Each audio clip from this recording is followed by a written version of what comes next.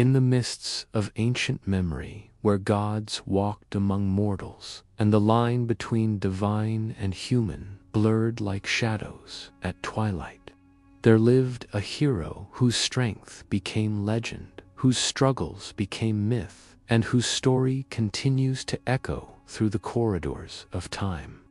Tonight, as the world settles into peaceful slumber, we journey together into the realm of ancient Greece, where the tales of Hercules unfold like petals of a dark and beautiful flower, revealing truths about power, redemption, and the eternal human quest for meaning.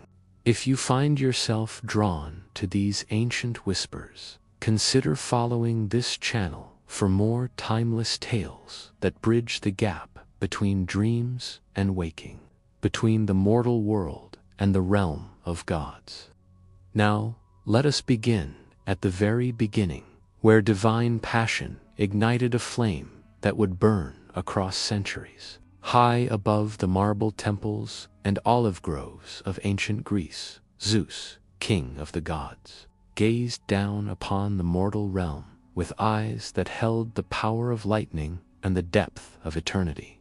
Among the countless mortals who lived their brief lives below, one woman caught his divine attention, her beauty radiating like a beacon in the darkness of human existence. Alcmene was her name, and she possessed a grace that seemed to bridge the gap between earthly perfection and divine radiance. Alcmene lived in the city of Thebes, wife to Amphitryon, a noble warrior whose heart beat with honor and whose sword had carved victory from many battles. Yet fate, that mysterious weaver of destinies, had other plans for this mortal woman. Zeus, master of thunder and ruler of Olympus, felt his immortal heart stir with desire, a passion so intense that it threatened to shake the very foundations of heaven itself. In the quiet hours before dawn, when the world held its breath between night and day, Zeus descended from his celestial throne, cloaking himself in the form of Amphitryon himself. The deception was perfect, the illusion complete, and in that stolen moment of divine trickery, the seed of legend was planted. Alcmene, believing herself to be with her beloved husband, welcomed what she thought was his embrace, never knowing that she lay with the king of gods, never suspecting that the child she would carry would bear the blood of both mortal and divine realms. But in the golden halls of Mount Olympus, where secrets are as impossible to hide as stars in a clear night sky, Hera, wife of Zeus and queen of the gods, discovered her husband's infidelity. Her rage was not the quick anger of mortals, burning bright and fast, but the deep, cold fury of immortals, a wrath that could endure for centuries and poison generations. Hera's jealousy was like a venom that seeped into the very fabric of fate itself, ensuring that any child born of Zeus's union with Alcmene would know suffering as intimately as strength. When Alcmene's time came to give birth, Hera's influence stretched across the mortal realm like a shadow. The goddess of childbirth, Eileithyia, was commanded to delay the birth to hold back the emergence of this half-divine child, while another child, born on the same day to a different mother, would instead claim the prophecy that spoke of a great hero who would rule over all others. But even divine interference could not prevent what fate had decreed, and after hours of agonizing labor, Alcmene brought forth not one child, but two. The first to emerge was Hercules, though at his birth he bore the name Alcides, meaning descendant of Alcaeus. His twin brother, Iphicles, born mere moments later, was fully mortal, fathered by Amphitryon during his true return from war. Two brothers, born of the same mother but different fathers, one bearing the blood of gods, the other purely human, their destinies intertwined yet as different as lightning and rain. Even as an infant, Hercules displayed signs of his divine heritage that both amazed and terrified those who witnessed them. His strength was not merely unusual for a baby, it was otherworldly, supernatural, a force that seemed to flow from some inexhaustible source deep within his divine nature. When he grasped objects, they would bend in his tiny fingers. When he cried, the very walls of the house would tremble, and when he slept, he seemed to glow with an inner light that spoke of his celestial lineage. One night, when the moon hung like a silver coin in the star-studded sky, she sent 2 enormous serpents to the nursery where the infant twins lay sleeping. These were not ordinary snakes, but creatures of divine malice, their bodies thick as a man's arm, their eyes glowing with supernatural hunger, their fangs dripping with venom that could kill a grown warrior with a single drop. The serpents slithered through the shadows. They coiled and writhed toward the cradle where both babies lay, their forked tongues tasting the air, sensing the divine blood that flowed through one of the children. Phickles, the mortal twin, awoke first and began to cry, his infant voice rising in terror as some primal instinct warned him of the approaching danger. But Hercules, though still an infant, opened his eyes with a calm that was unsettling in its completeness. Instead of crying or cowering, the baby reached out with chubby hands toward the approaching serpents, and what happened next would become the first recorded feat of strength in a life that would be filled with impossible achievements. With hands that should have been weak and helpless, Hercules grasped the serpents behind their heads, his tiny fingers closing around their necks with a grip that no mortal infant should have possessed. The serpents, creatures of divine origin and supernatural power, writhed and twisted in his grasp, their bodies coiling around his small arms, their strength enough to crush stone, yet they could not break free from the impossible grip of this half-divine child. Hercules squeezed, his infant face showing no fear, no strain, only a curious concentration, as if he were examining some interesting toy. The serpents' struggles grew weaker, their writhing less violent, until finally their great bodies went limp, their supernatural life crushed from them by the grip of a baby who carried the blood of Zeus himself. When Alcmene and Amphitryon rushed into the nursery, drawn by Iphickle's terrified crying, they found a scene that would forever change their understanding of the child they were raising. There sat Hercules, still holding the lifeless serpents, his eyes bright with innocence, completely unaware that he had just performed a feat that would have challenged the strongest warriors in Greece. The dead snakes hung from his small hands like trophies, their once fearsome forms now nothing more than testament to the incredible power that flowed through this child's veins. Amphitryon, though not the boy's true father, looked upon Hercules with a mixture of awe and growing unease. He was a warrior, a man who understood strength and combat, yet what he saw in this infant transcended all his experience and knowledge. This was not natural strength, not the power that could be built through training and discipline, but something divine, something that spoke of forces beyond mortal comprehension. As Hercules grew from infant to child, his divine nature manifested in ways both wondrous and troubling.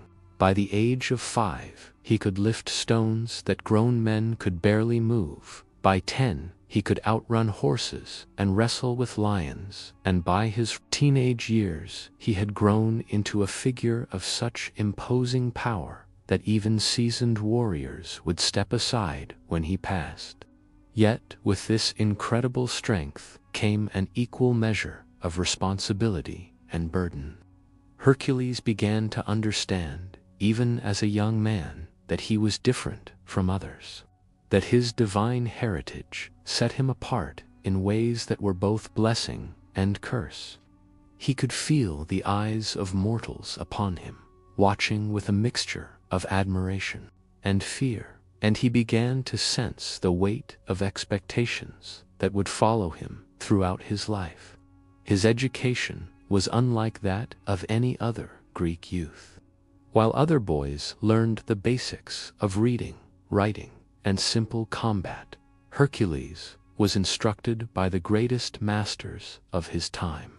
Linus, the musician, tried to teach him the arts of poetry and songs, but found his student more interested in the physical challenges of existence than the subtle pleasures of artistic creation. Eumolpus instructed him in music, Eurytus taught him archery, and Castor showed him swordsmanship. Each master amazed by their student's incredible natural abilities, yet frustrated by his sometimes impatient nature. The centaur, Chiron, wisest of his kind and teacher to many heroes, became perhaps the most important influence on young Hercules. In the forests and mountains, far from human civilization, Chiron taught the boy about the balance between strength and wisdom, between power and compassion, could become as dangerous to the innocent as it was to the wicked. Under Chiron's careful tutelage, Hercules learned not just how to fight, but when to fight, not just how to use his strength, but when to restrain it. The centaur taught him about the responsibilities that came with power, about the delicate balance between justice and vengeance, and about the importance of controlling the divine fire that burned within his mortal frame. These lessons would prove crucial in the trials that lay ahead. Though even Chiron's wisdom could not fully prepare his student for the full magnitude of what fate had in store. As Hercules reached young adulthood, his reputation began to spread throughout Greece like ripples across a still pond. Stories of his strength traveled from city to city, growing in the telling until fact became legend and legend approached myth. Some spoke of him with admiration, seeing in his power a symbol of human potential elevated to divine heights. Others whispered with fear, wondering what would happen if such strength were ever turned against the innocent, if such power were ever corrupted by anger or madness. But perhaps the most significant aspect of Hercules' youth was not his strength, but his character.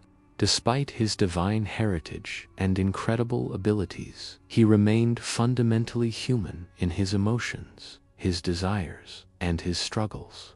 He felt love and friendship, anger and sorrow, hope and despair with the same intensity as any mortal. This human heart, beating within a frame that possessed divine power, would prove to be both his greatest strength and his most terrible vulnerability. The young man who emerged from this extraordinary childhood was like no other in the history of Greece, standing taller than any mortal, his muscles carved from marble by divine hands, his eyes holding depths that spoke of both human warmth and godly fire. Hercules was a living bridge between two worlds. In his veins flowed the blood of Zeus, king of Olympus, granting him strength beyond mortal comprehension. Yet in his heart beat the pulse of humanity, with all its passion, pain, and longing for connection. As he stood on the threshold of manhood, looking out at a world that seemed both eager to embrace him and afraid to trust him, Hercules could not have imagined the trials that awaited him. He could not have foreseen the madness that would drive him to unspeakable tragedy, the labors that would test every aspect of his being, or the complex web of love, betrayal, and redemption that would define his existence. All he knew was that he was different, that he was powerful, and that somewhere in the divine realm above, forces were already moving that would shape not just his destiny, but the very nature of heroism itself. The child of gods and mortals was ready to become legend, though the path ahead would prove darker and more challenging than any mortal mind could conceive. In the golden years that followed his youth, when Hercules had grown into the full flower of his divine strength and mortal passion, he found something that his incredible power could not provide: love, companionship, and the simple joys of human connection. His heart, despite carrying the blood of Zeus, yearned for the same things that filled the dreams of ordinary mortals: the warmth of family, the laughter of children, and the quiet contentment of a life shared with another soul. Megara was her name, daughter of King Cretan of Thebes, and she possessed a beauty that was both earthly and ethereal, a grace that seemed to calm even the divine storms that sometimes raged within Hercules' powerful frame. Their courtship was like something from the sweetest of mortal dreams, two hearts finding each other across the vast gulf that separated the extraordinary from the ordinary, the divine from the human. When she looked at him, Megara saw not the legendary strength that made warriors tremble, but the gentle soul that resided within the mighty frame, the tender heart that beat beneath the muscles that could move mountains. Their wedding was celebrated throughout Thebes with festivities that lasted for weeks, as if the entire city recognized that something magical was taking place, a union that proved even the mightiest of heroes could find peace in love's embrace. Hercules, for perhaps the first time in his life, felt truly content, his restless energy channeled into the simple pleasures of domestic happiness. The man who could battle monsters and move rivers found equal joy in the sound of his wife's laughter and the gentle touch of her hand upon his cheek. In time, their union was blessed with children, 3 sons whose existence seemed to complete the circle of Hercules' happiness. Thermachus, Creontiades, and Dicune they were named, and each child carried within them the blend of divine heritage and mortal innocence that made them precious beyond measure. Hercules, the legendary hero whose exploits were already being sung in courts and marketplaces across the known world, discovered that his greatest joy came not from feats of strength, but from watching his sons take their first steps, hearing their first words, and seeing the world anew through their wondering eyes. For a brief shining period, it seemed as though Hercules had found what every hero secretly seeks: a reason to put down the sword, a purpose beyond conquest and glory, a peace that no amount of fame or achievement could provide. In the quiet evenings, when the Mediterranean sun painted the sky in shades of gold and crimson, he would sit with Megara and their children, telling them stories of distant lands and mythical creatures, his voice gentle as a summer breeze, his manner as tender as any loving father's. But in the marble halls of Mount Olympus, where the air itself seemed to shimmer with divine malice, Hera's hatred had not diminished with the passing years. If anything, it had deepened and darkened, becoming a poisonous obsession that consumed her thoughts and filled her dreams with visions of revenge.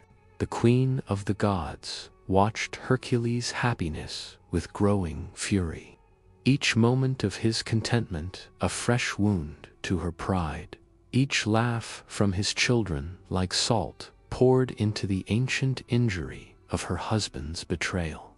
Hera's jealousy was not the quick anger of mortals, which burns bright and then fades like summer lightning, but the slow, patient hatred of immortals, which can nurture itself for centuries and grow stronger with each passing moment. She had tried to destroy Hercules as an infant and failed, but his very survival and subsequent happiness had only served to fuel her determination. If she could not destroy his body, she would destroy his soul. If she could not kill his flesh, she would kill his joy. The goddess began to weave a spell of madness, not the quick insanity that strikes like a thunderbolt, but a creeping darkness that would seep into Hercules' mind like poison into a well. She called upon the Furies, those ancient spirits of vengeance and madness, their forms wreathed in shadow and their eyes burning with the fires of torment. These creatures, older than the Olympian gods themselves, were masters of mental anguish, capable of turning the clearest mind into a labyrinth of confusion and rage. The madness came upon Hercules gradually, like a storm gathering on a distant horizon, barely noticeable at first, but growing stronger with each passing day. It began with small things, moments of confusion, flashes of anger that seemed to come from nowhere, brief periods where the world around him seemed to shift and change, becoming strange and threatening. His sleep became troubled, filled with dreams that were more real than waking, visions of enemies that existed only in his fevered imagination. Megara was the first to notice the change in her husband, the way his eyes sometimes held a distant look, as if he were seeing things that weren't there, the way his incredible strength sometimes manifested without his conscious control, breaking objects with the mere force of his presence. She tried to reach him during these episodes, her voice calling to him across the growing chasm of madness, but each time the darkness seemed to pull him further away from her, deeper into a realm where love and reason held no power. The children, with the innocent wisdom that often allows the young to see what adults cannot, sensed that something was wrong with their father. They began to approach him with caution, their bright laughter sometimes faltering when they saw the confusion in his eyes, their small hands reaching out to touch him, as if trying to anchor him to the world of light and love they all shared.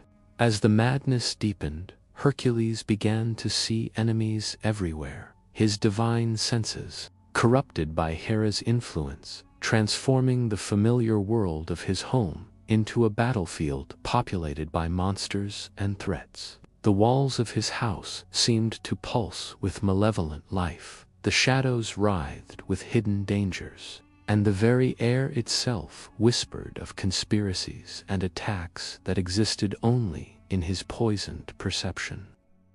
On the night when the madness reached its terrible climax, Hercules looked upon his family and saw not the wife and children he loved more than life itself, but enemies disguised as loved ones, monsters wearing the faces of innocence, threats to his very existence that must be eliminated at all costs. The divine strength that had always been his blessing became, in that moment, the most terrible of curses. As power without reason is the most dangerous force in any realm, mortal or divine. What happened that night in the house that had once echoed with laughter and joy became one of the darkest chapters in the annals of Greek mythology, a tragedy so profound that even the gods themselves would weep for what had been lost. In his madness, Hercules raised his mighty hands against those he loved most. His strength, which had protected the innocent and defeated monsters, now turned against the very people who had made his life worth living.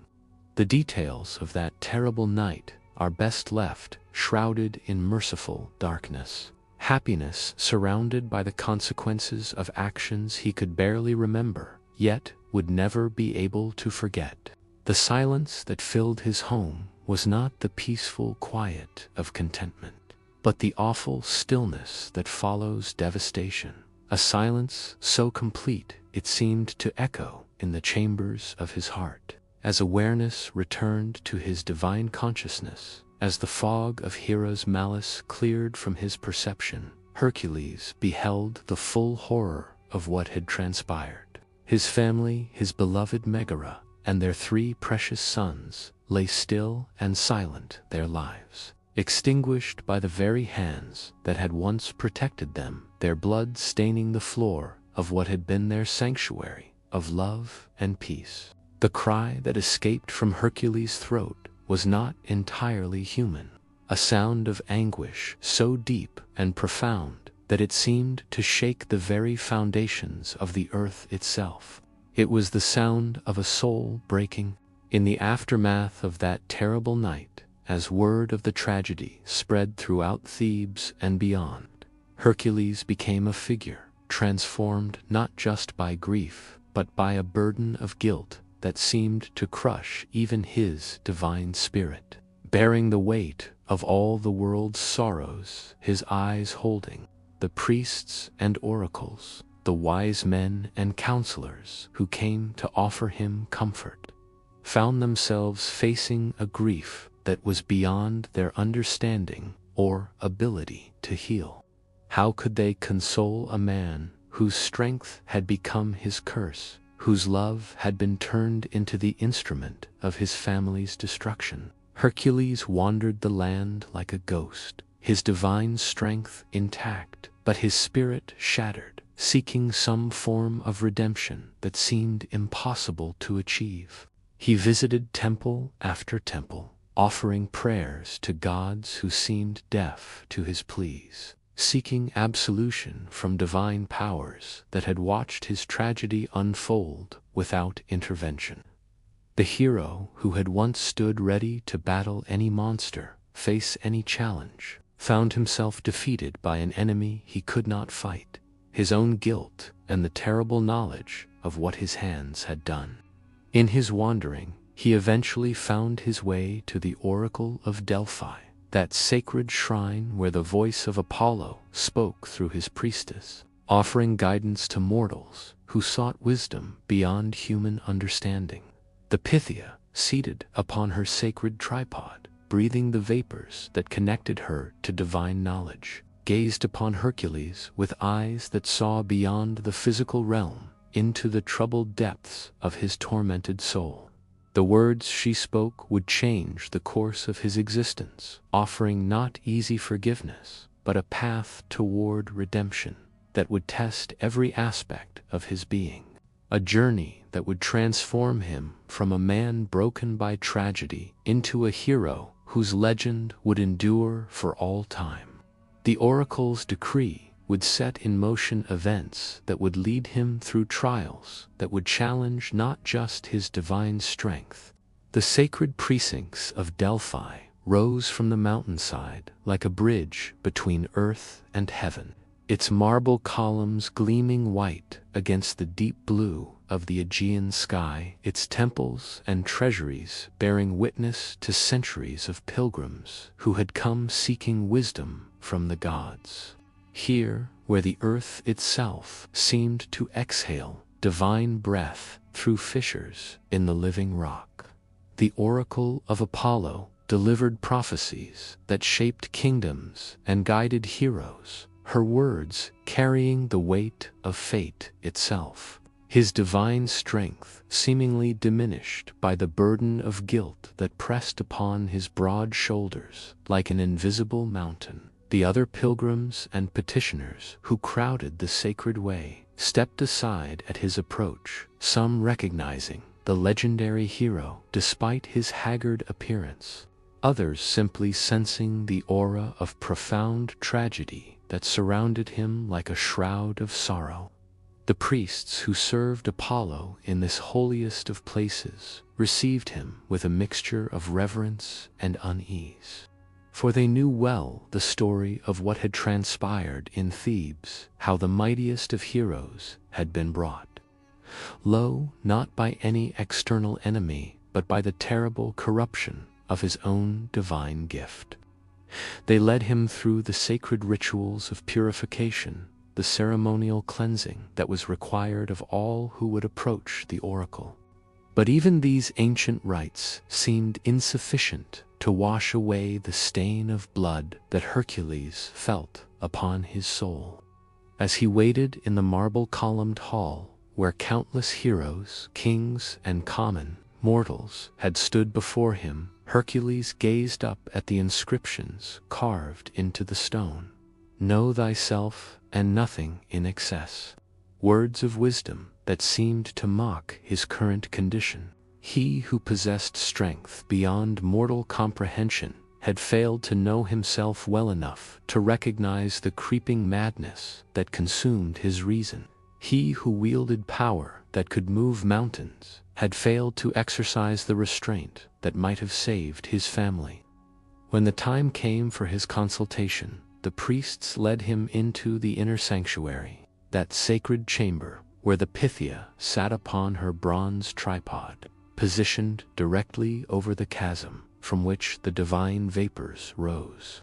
The priestess was a woman of middle years, her face bearing the otherworldly beauty that came to those who served as conduits for divine wisdom, her eyes holding depths that seemed to reflect visions of past, present, and future all at once. The sacred vapors that rose from the earth's depths filled the chamber with an ethereal mist, and as the Pythia breathed them in, her consciousness opened to the divine realm where Apollo's wisdom dwelt. Her body began to tremble, not with fear or weakness, as the god's knowledge flowed through her mortal frame like lightning through bronze. When she spoke, her voice carried harmonics that seemed to come from realms beyond the mortal world, each word weighted with the authority of divine decree.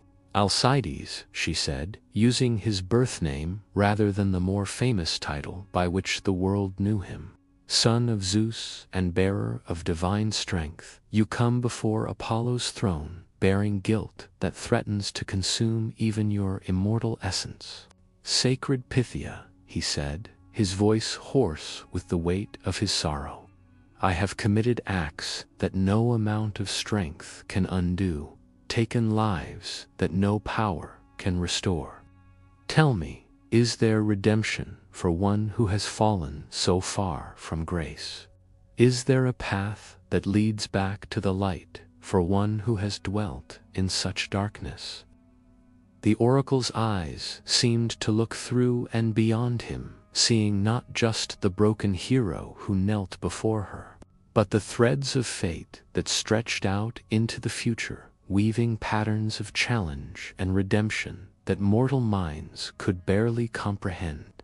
The gods, she intoned, do not grant easy absolution for crimes committed in madness, for even divine affliction does not excuse the taking of innocent lives.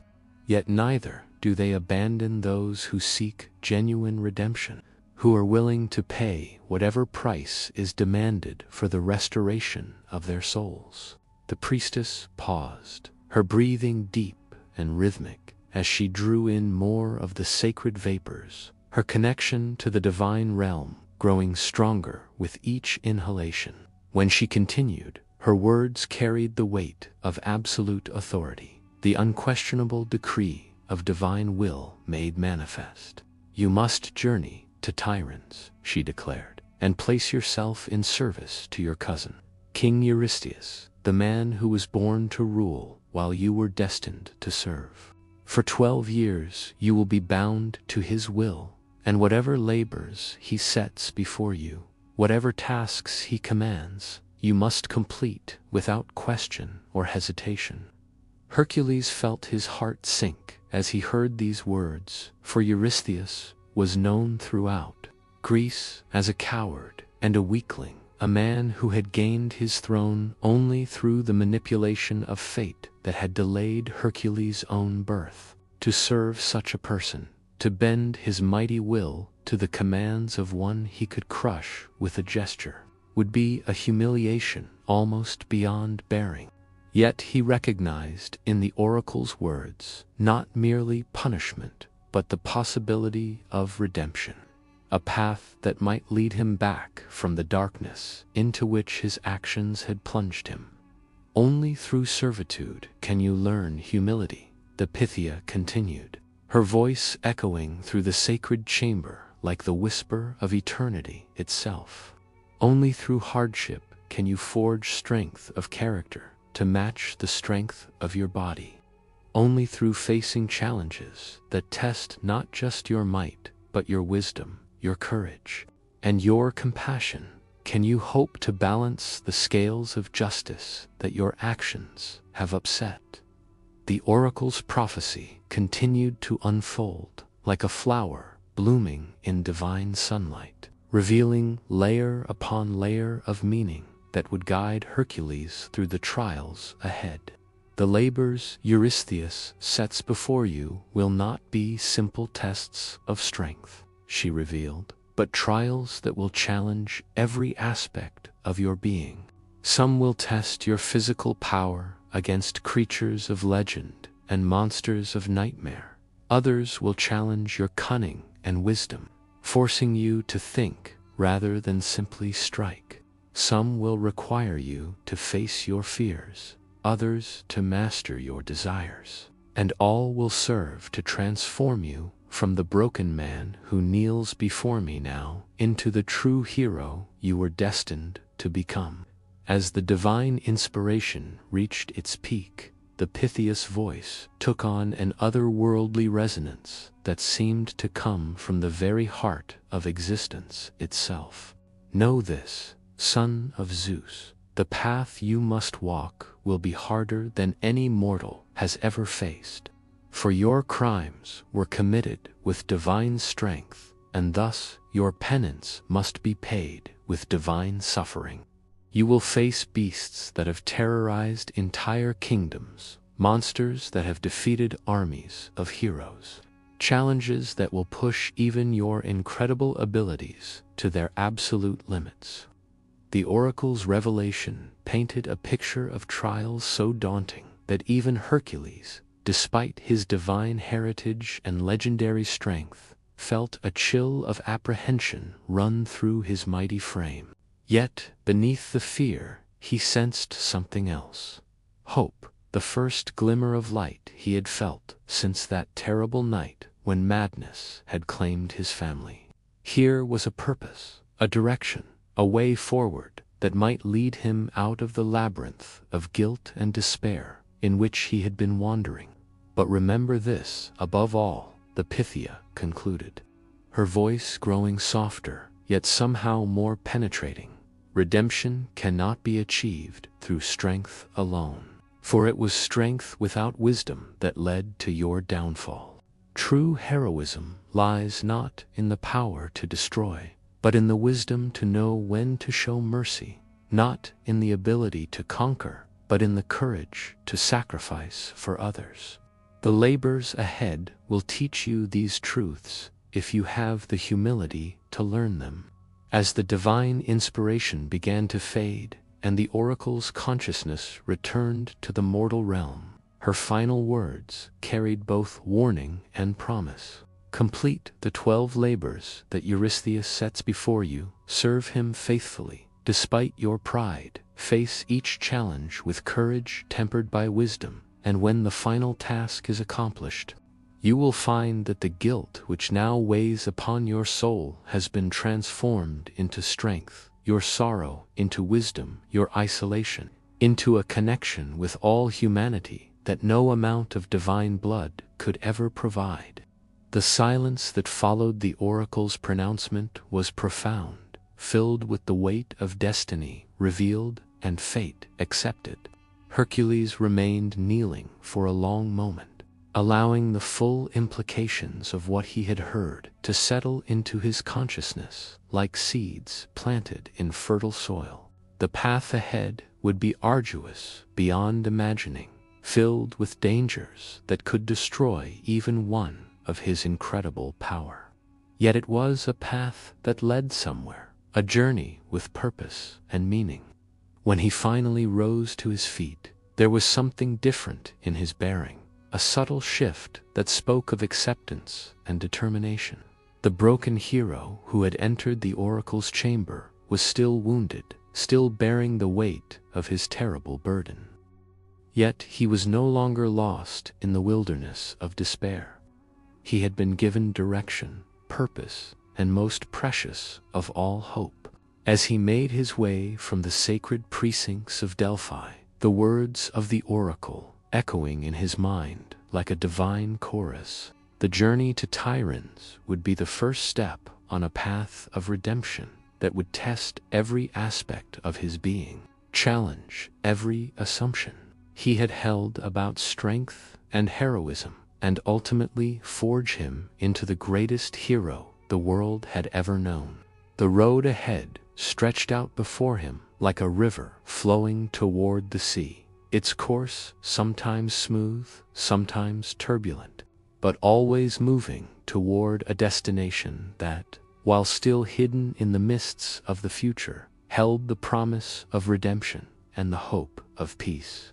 The man who had been known as Alcides, who had become famous as Hercules, was about to embark upon the labors that would transform him into a legend that would endure for all time, a story of fall and redemption that would speak to the hearts of mortals for countless generations to come. The road from Delphi to Tiryns wound through valleys where olive trees cast silver shadows in the Mediterranean sun, past temples where pilgrims offered prayers to gods who seemed both distant and intimately present, across streams that sang with voices older than memory itself.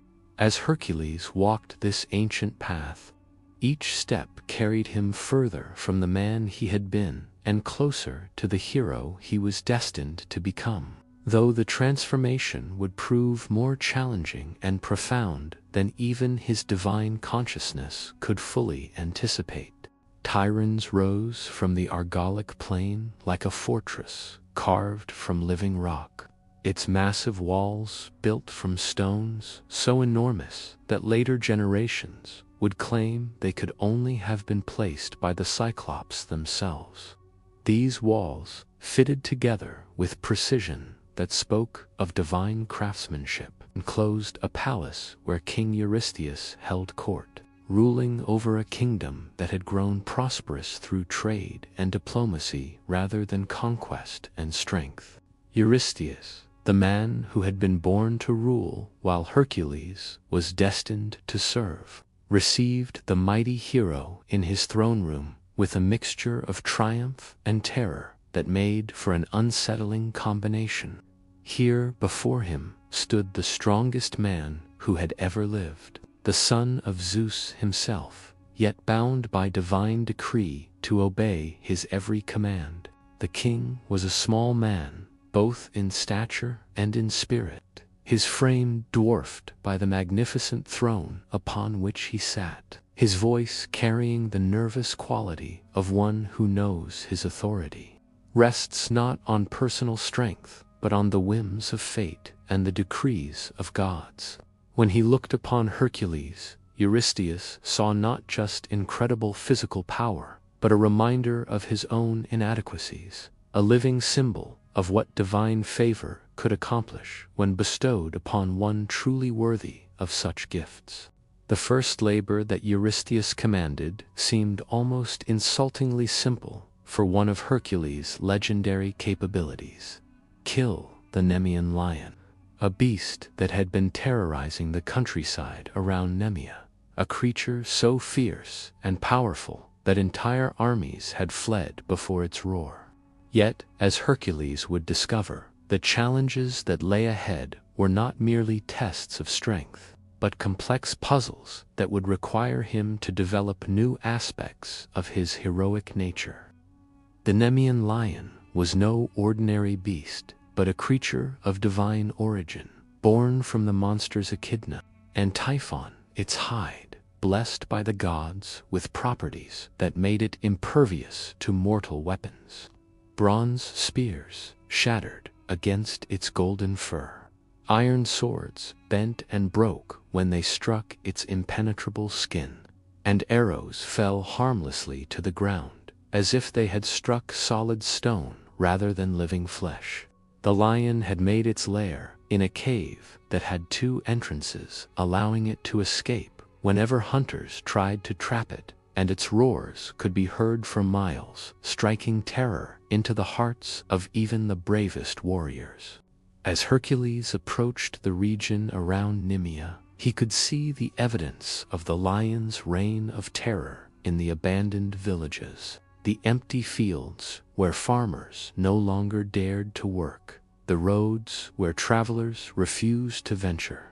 The very landscape seemed to hold its breath in fear, waiting for deliverance from a monster that had proven immune to all attempts at destruction. The hero's first encounter with the beast came at sunset, when the golden light of the dying day seemed to merge with the lion's supernatural fur, creating an illusion that the creature was formed from living sunlight itself. The Nemean lion was enormous, larger than any natural cat, its muscles rippling beneath skin that gleamed like burnished metal, its eyes holding an intelligence that spoke of divine origin and malevolent purpose.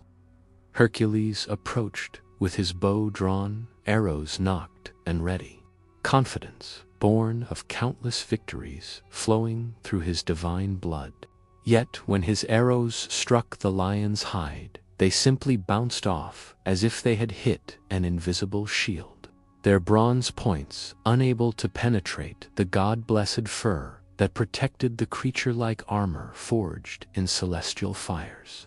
His sword, a weapon that had cleaved through bronze and iron with equal ease, simply glanced off the lion's neck, producing not even a scratch upon the impenetrable hide. It was in this moment of apparent helplessness that Hercules began to understand the true nature of the trials that lay ahead. These labors would not simply test his physical strength, but challenge him to think, to adapt, to find solutions that went beyond the brute application of divine power. The Nemean lion could not be defeated by conventional weapons, so he would have to find unconventional methods, using his divine strength in ways he had never considered before. The realization came to him like lightning, illuminating a dark landscape.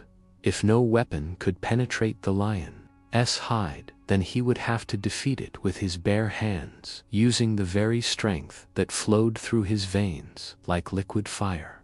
The battle that followed was unlike any conflict ever witnessed in the mortal realm, a struggle between divine power and supernatural resilience that shook the very foundations of the mountain upon which they fought.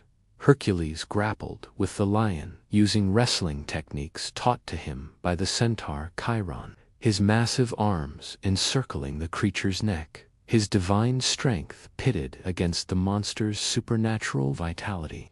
The lion thrashed and roared, its claws raking across Hercules' skin, its teeth seeking his throat. But the hero held firm. When the Nemean lion finally lay still, its supernatural life crushed from its body by the incredible pressure of Hercules, Embrace the hero faced another challenge: how to skin a creature whose hide could not be cut by any mortal blade. Once again, divine inspiration provided the solution, for he realized that while the lion's fur could not be penetrated from the outside, it might be vulnerable from within. Using the creature's own claws, he carefully peeled away the impenetrable hide, creating from it a cloak that would protect him throughout the labors to come. When Hercules returned to Tiryns, wearing the golden fur of the Nemean lion, Eurystheus was so terrified by the sight that he hid in a bronze jar buried deep beneath his palace, issuing his future commands through a herald rather than face the hero directly. The first labor was complete, but it had taught Hercules that strength alone would not be sufficient for the trials ahead. The second labor led him to the marshes of Lerna, where dwelt the Hydra, a serpentine monster with multiple heads, each one capable of spitting venom that could kill with a single drop. This creature, another offspring of Echidna and Typhon, possessed the terrifying ability to regenerate its heads when they were severed, with 2 new heads growing to replace each one that was cut away. The Hydra's lair was a spring that bubbled with poisonous waters, surrounded by marshland where the very air was toxic with the creature's venomous breath. The battle with the Lernian Hydra proved even more challenging than the encounter with the Nemean Lion. For this was an enemy that seemed to grow stronger with each wound inflicted upon it.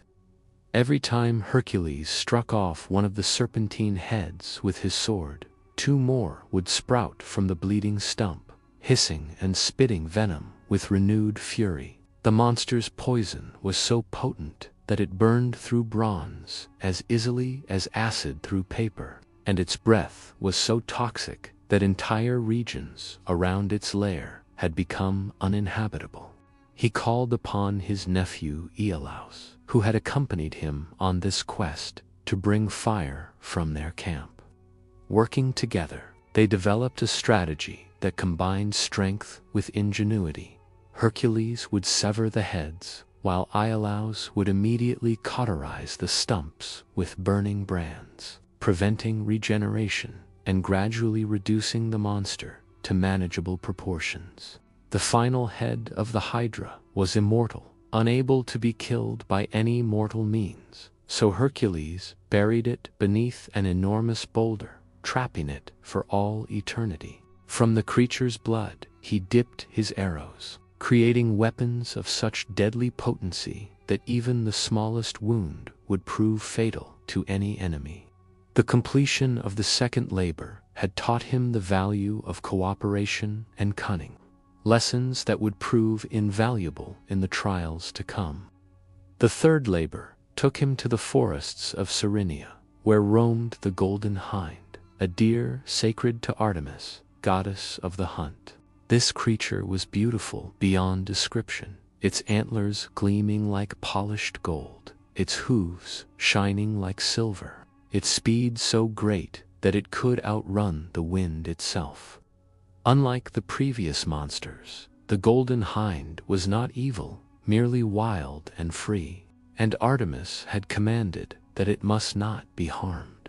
For an entire year, Hercules pursued the sacred deer across mountains and valleys, through forests and meadows, never quite able to catch the creature that seemed to dance just beyond his reach, like a vision of divine grace. This labor tested not his strength, but his patience, endurance, and respect for the divine will that protected innocent creatures from unnecessary harm. When he finally cornered the golden hind at the banks of the river Ladon, Hercules faced a dilemma that would define much of his heroic character: how to capture without harming, how to complete his task while still honoring the sacred nature of his quarry. The solution came through divine inspiration and careful aim, as he shot an arrow between the tendons and bones of the deer's front legs, pinning it without causing serious injury. As he carried the captured hind back toward Tiryns, Hercules encountered Artemis herself, the goddess appearing in all her terrible beauty, her silver bow drawn and ready to punish any mortal who would dare harm her sacred animal. Yet when she saw the care with which he had captured the deer, the respect he had shown for her divine will, she allowed him to complete his labor, understanding that his actions were driven not by cruelty, but by the necessity of redemption.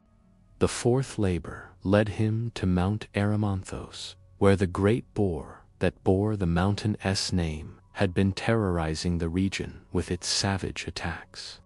This creature, massive as a small building and fierce as a hurricane, had tusks that could shatter stone and a temperament so violent that even the bravest hunters refused to enter its territory.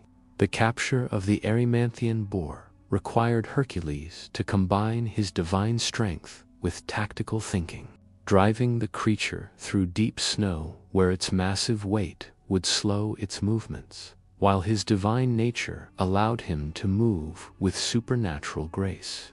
The final capture was accomplished through patient maneuvering and perfect timing, as he managed to drive the exhausted boar into a snowdrift deep enough to trap it without causing harm. When he returned to Tiryns with the living boar bound in chains, Eurystheus was so terrified that he remained hidden in his bronze jar for days, refusing to emerge until the creature had been taken far from his palace. The fourth labor had demonstrated that sometimes the greatest strength lies in restraint, in knowing when to capture rather than kill, when to show mercy rather than might. The fifth labor seemed almost mundane compared to battling legendary monsters. Clean the Augean stables in a single day. Yet King Augeas owned more cattle than any man in Greece, 3,000 head that had been producing waste for 30 years, without the stables ever being properly cleaned. The accumulated filth was so deep and so hardened that it seemed impossible for any number of men to clear it in a lifetime, let alone a single day. Once again, Hercules discovered that the solution lay not in the direct application of strength, but in the clever use of natural forces.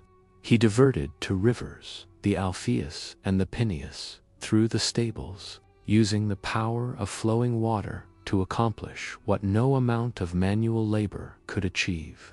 The torrential flow swept away decades of accumulated waste in a matter of hours, leaving the stables cleaner than they had ever been.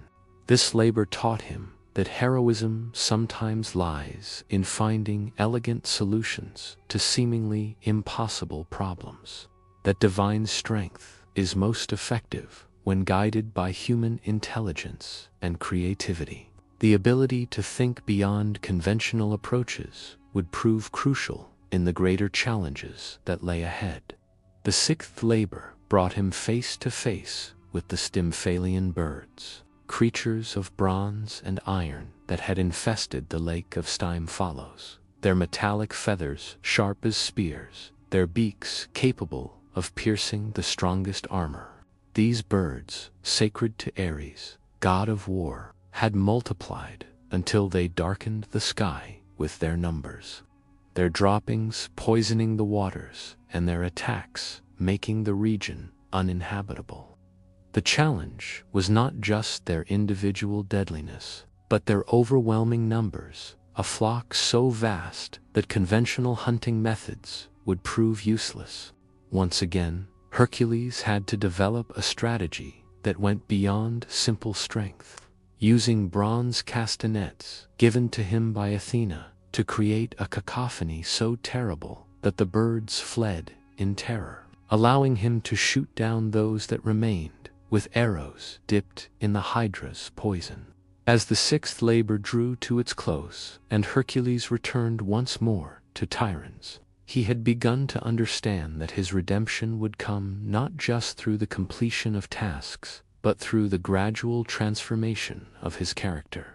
Each challenge had taught him something new about the nature of true heroism, about the balance between strength and wisdom, between power and restraint. The first half of his ordained trials had tested his body, his physical capabilities, and his ability to adapt those gifts to meet challenges that could not be solved through brute force alone.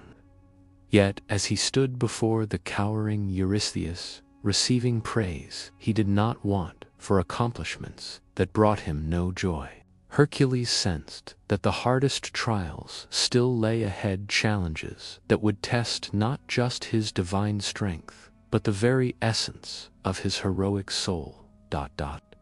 The years of labor had begun to carve lines upon Hercules' face that spoke not of age, for divine blood flows eternal in mortal veins, but of wisdom earned through trials that had tested every aspect of his being. As he stood in the throne room of Tiryns, having completed 6 labors that had already passed into legend, the hero could feel a subtle change within himself, a deepening of character that went beyond the accumulation of victories and the solving of impossible challenges. King Eurystheus, still cowering in his bronze refuge whenever Hercules appeared, had begun to realize that each completed labor only served to magnify the hero's reputation while diminishing his own. The tasks he had initially assigned with the hope of seeing Hercules fail or die had instead transformed his unwilling servant into a figure of such legendary proportions that songs of his deeds were sung in courts from Egypt to the furthest reaches of Scythia. The seventh labor would take Hercules far from the familiar landscapes of Greece, across the wind-dark sea, to the island of Crete, where King Minos ruled over a maritime empire that commanded respect and fear throughout the Mediterranean. The task seemed simple enough. Capture the Cretan bull, a magnificent creature that had emerged from the sea at Poseidon's command, its white hide gleaming like sea foam, its strength legendary even among the superhuman cattle that grazed the divine pastures of Olympus. Yet this bull had become a creature of destruction, no longer the sacred gift it had once been, but a rampaging monster that terrorized the Cretan countryside, its hooves striking sparks from stone, its breath hot as forge fires, its roars echoing across the island like thunder from a cloudless sky. King Minos, despite his wealth and power, despite commanding the finest navy in the known world, had found himself helpless before this divine creature's fury. The journey to Crete gave Hercules time to contemplate the nature of the trials he had faced and those yet to come. Standing on the deck of the ship as it cut through Mediterranean waters that reflected the infinite blue of heaven itself, he began to understand that each labor was teaching him something essential about the nature of heroism, about the relationship between divine power and human responsibility. When he arrived at the palace of Minos, that labyrinthine structure that would later become famous for housing the Minotaur, Hercules found a king whose legendary wisdom was matched only by his frustration with the supernatural bull that had been laying waste to his kingdom. Minos welcomed the hero with a mixture of relief and skepticism, for while Hercules' reputation had preceded him, the Cretan bull had proven immune to every attempt at capture or control. The confrontation with the bull took place in a meadow that had once been green and peaceful, but now bore the scars of the creature's rampage, the earth torn and scorched, the trees uprooted or burned, the very air seeming to shimmer with residual divine energy. The bull itself was a sight to behold, its massive frame rippling with muscles that seemed carved from ivory, its eyes holding the blue-green depths of ocean storms, its presence radiating power that made the ground tremble beneath its hooves. Unlike his previous encounters with monsters, this battle tested not Hercules' ability to destroy, but his capacity to subdue without killing, to overcome without causing unnecessary harm to a creature that was, at its essence, a sacred being corrupted by circumstances beyond its control. The struggle that followed was a dance of strength and skill, divine power meeting divine power, as Hercules used every technique he had learned from the centaur Chiron to gradually wear down the bull's resistance. When the great creature finally stood panting and defeated, its divine fury exhausted, Hercules felt something he had rarely experienced in his previous labors: compassion for his opponent. This bull had not chosen to become a monster, had not desired to bring destruction to the peaceful fields of Crete, but had been driven to fury by forces beyond its understanding or control. In that moment, the hero began to understand that true strength sometimes lies in mercy, that the greatest victories are those that redeem rather than destroy. The eighth labor led him to the kingdom of Diomedes in Thrace, where that king maintained a stable of mares, so fierce and savage that they fed upon human flesh, their diet of blood and bone, making them stronger and more vicious than any natural horses. These were not ordinary beasts, but creatures warped by their unnatural appetite, their eyes red as coals, their teeth sharp as daggers, their neighing a sound of such malevolent hunger that it could freeze the blood of even seasoned warriors.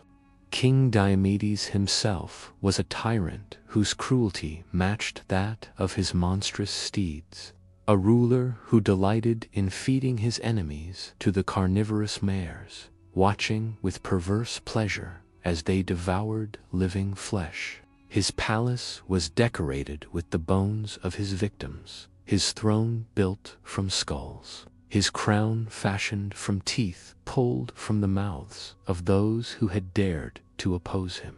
The confrontation with Diomedes and his flesh-eating mares became a battle not just of strength, but of justice against tyranny, righteousness against cruelty. Hercules first had to overcome the king's warriors, men who had become as savage as their master through years of participating in his bloody entertainments, their souls corrupted by the violence they had witnessed and perpetrated. When Diomedes himself fell before Hercules' righteous fury, the hero made a decision that demonstrated how much his character had evolved through the trials he had endured. Instead of simply slaying the murderous king, he fed him to his own mares, allowing them to taste the flesh of their master and thereby understand the terrible nature of their unnatural diet. The shock of consuming their keeper broke the spell that had made them cannibalistic, returning them to their natural state as magnificent but normal horses.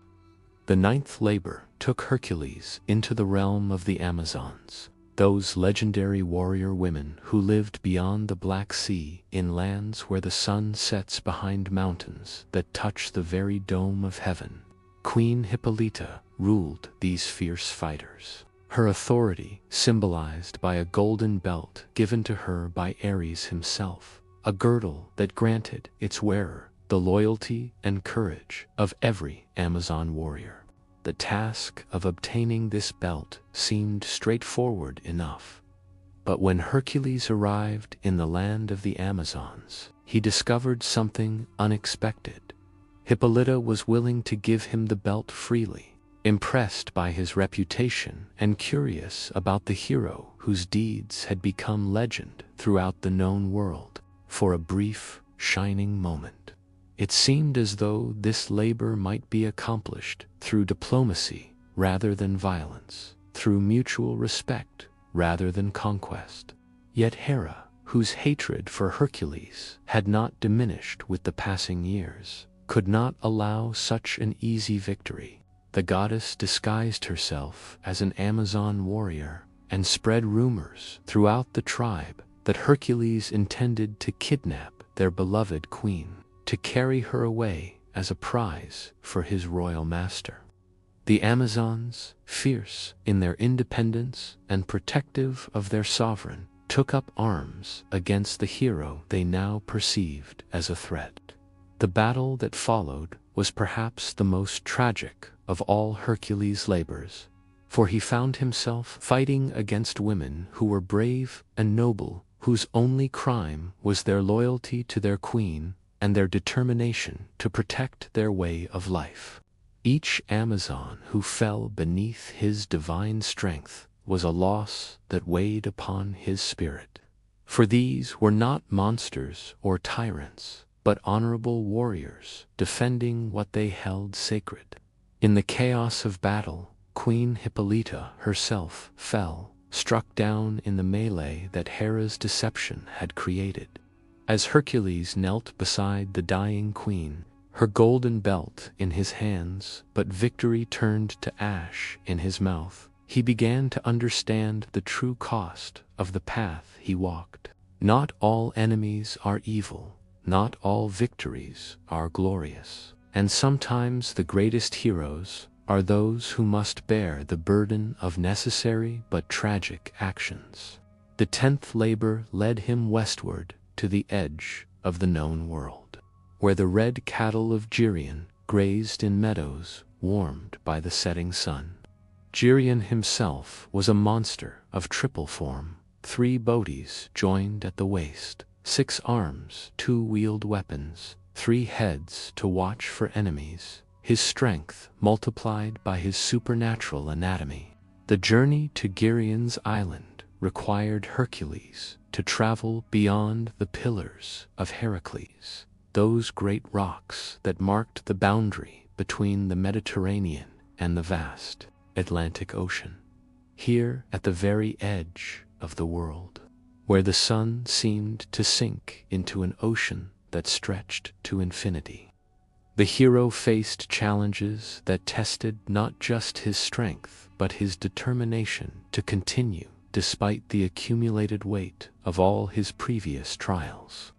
The battle with Geryon was a contest of strength against strength, divine power against monstrous might, but it was also a test of Hercules' ability to maintain his moral center, even when facing an enemy whose very existence seemed to mock the natural order. The 3-bodied giant fought with the fury of a hurricane, his multiple arms wielding weapons that could shatter mountains, his triple voice roaring challenges that echoed across the Western Ocean like the cries of dying titans.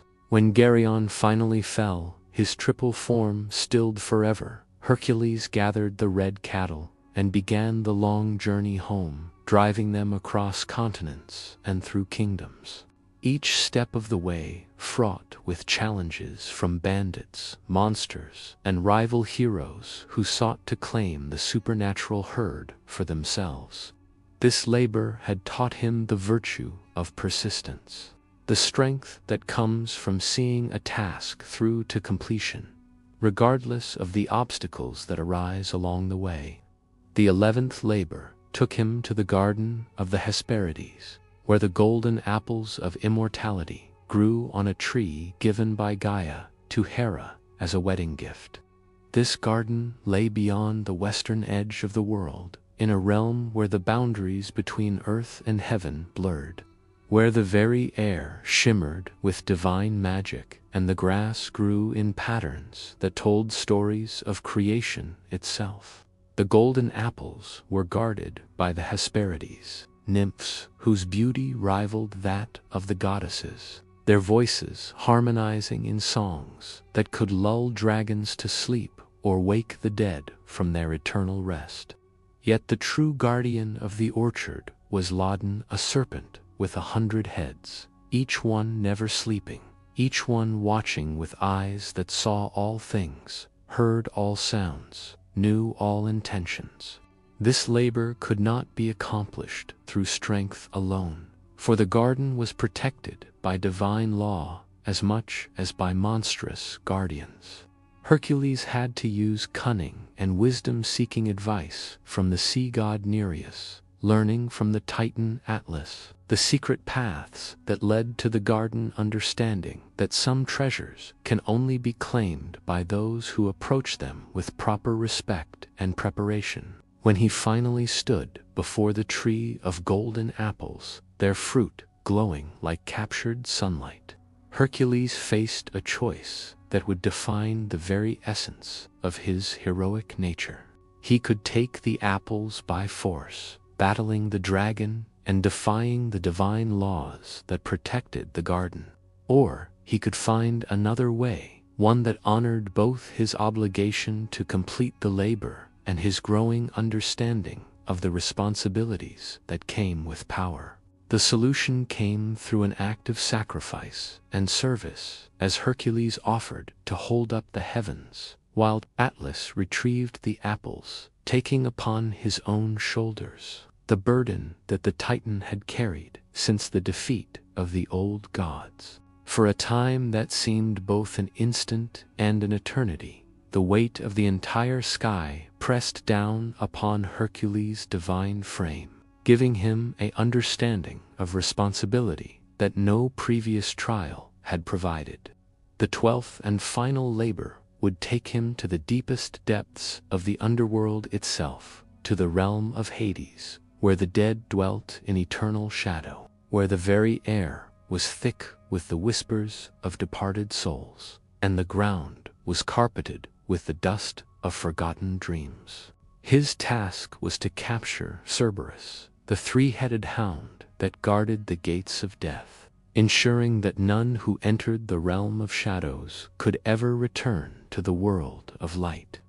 The descent into Hades required Hercules to confront his own mortality, to walk among the shades of those who had died and understand that even his divine blood could not grant him exemption from the fundamental laws that governed all existence. In the darkness of the underworld, where the rivers of lamentation flowed, and the fields of asphodel stretched to horizons lost in perpetual twilight, he encountered the ghosts of those he had known in life, including the spirits of Megara and their children. The meeting with the shades of his family was perhaps the most challenging moment of all his labors, for here in the realm of the dead he had to face the full reality of what his madness had cost, had to look upon the ghostly forms of those he had loved and lost through his own actions. Yet he also found in that terrible encounter a kind of peace, for the spirits bore him no malice, understanding that his actions had been driven by divine affliction rather than mortal cruelty. Cerberus itself proved to be a guardian whose loyalty was absolute, whose strength was legendary even in the realm of the gods, whose three heads never slept and whose eyes saw all who approached the gates of Hades. The battle with the hellhound was not a contest of strength alone, but a test of Hercules' ability to show respect for the natural order, even while challenging it to understand that some boundaries exist not to be destroyed, but to be carefully and temporarily crossed. When he finally emerged from the underworld, leading the temporarily subdued Cerberus into the sunlight of the mortal realm, Hercules had completed the 12 labors that would define his legend for all time. Yet more importantly, he had completed a journey of redemption that had transformed him from a hero defined by strength alone into one whose power was balanced by wisdom, whose might was tempered by compassion, whose legend would inspire not just awe, but genuine admiration for the man who had learned to bear the burden of divine gifts with human grace. The completion of the 12 ordained labors marked not an ending, but a transformation in the life of Hercules.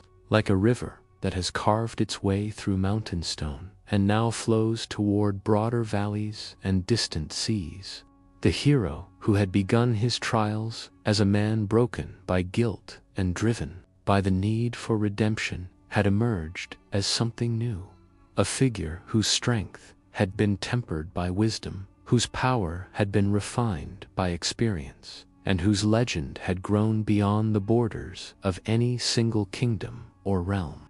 Yet freedom from servitude to Eurystheus did not bring the peace that Hercules had hoped to find, for his divine nature and heroic reputation made it impossible for him to settle into the quiet life that many mortals cherish. Word of his deeds had spread to every corner of the known world, and kings, heroes, and common people alike sought his aid in their struggles against monsters, tyrants, and forces beyond their ability to overcome. In the years that followed his liberation from the 12 labors, Hercules became a wanderer whose journeys took him to lands that existed at the very edges of myth and reality. He sailed with Jason and the Argonauts in their quest for the Golden Fleece, his presence on that legendary voyage adding strength to an expedition that would face challenges worthy of the gods themselves. On the wind-dark waters of the Black Sea, he battled sea monsters whose tentacles could crush ships like twigs, fought alongside heroes whose names would echo through the ages, and witnessed wonders that existed only in the borderlands between the mortal realm and the domain of the divine. The friendship he forged with Jason and the other Argonauts revealed another aspect of Hercules' evolving character, his capacity for loyalty and brotherhood that transcended the solitary nature of his ordained trials. Among these heroes, he was not the servant completing divine punishment, but an equal partner in endeavors that tested the courage and cunning of the finest warriors Greece had ever produced.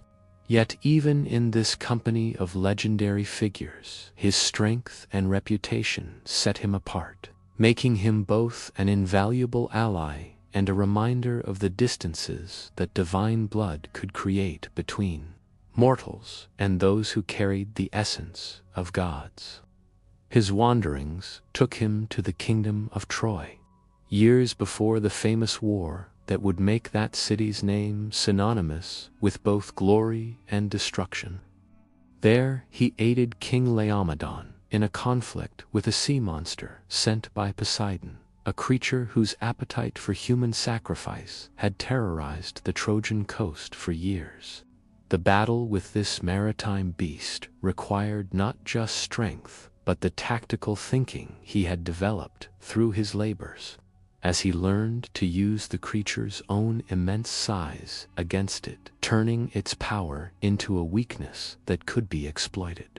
Yet even in victory, Hercules discovered that heroism could be a thankless burden, for when King Laomedon refused to pay the promised reward for his services, the hero found himself in the uncomfortable position of having to choose between justice and mercy. The decision he made to sack Troy and punish the faithless king would echo through the generations, contributing to the web of grudges and obligations that would eventually lead to the great war that Homer would immortalize in song. In the lands of the Caucasus, where Prometheus lay chained to his rock as punishment for bringing fire to humanity, Hercules encountered one of the most profound moral challenges of his post-labor existence. The sight of the Titan, whose liver was devoured daily by an eagle only to regenerate each night for eternity, presented the hero with a dilemma that went to the very heart of divine justice and mortal compassion.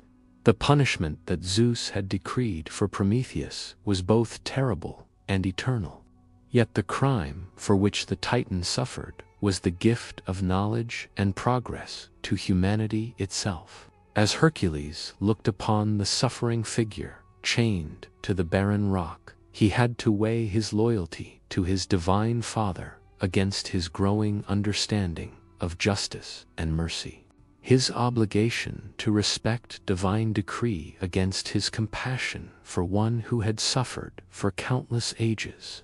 The decision to free Prometheus, accomplished by breaking chains forged in the fires of creation itself, represented perhaps the most significant evolution in Hercules' character since the completion of his labors.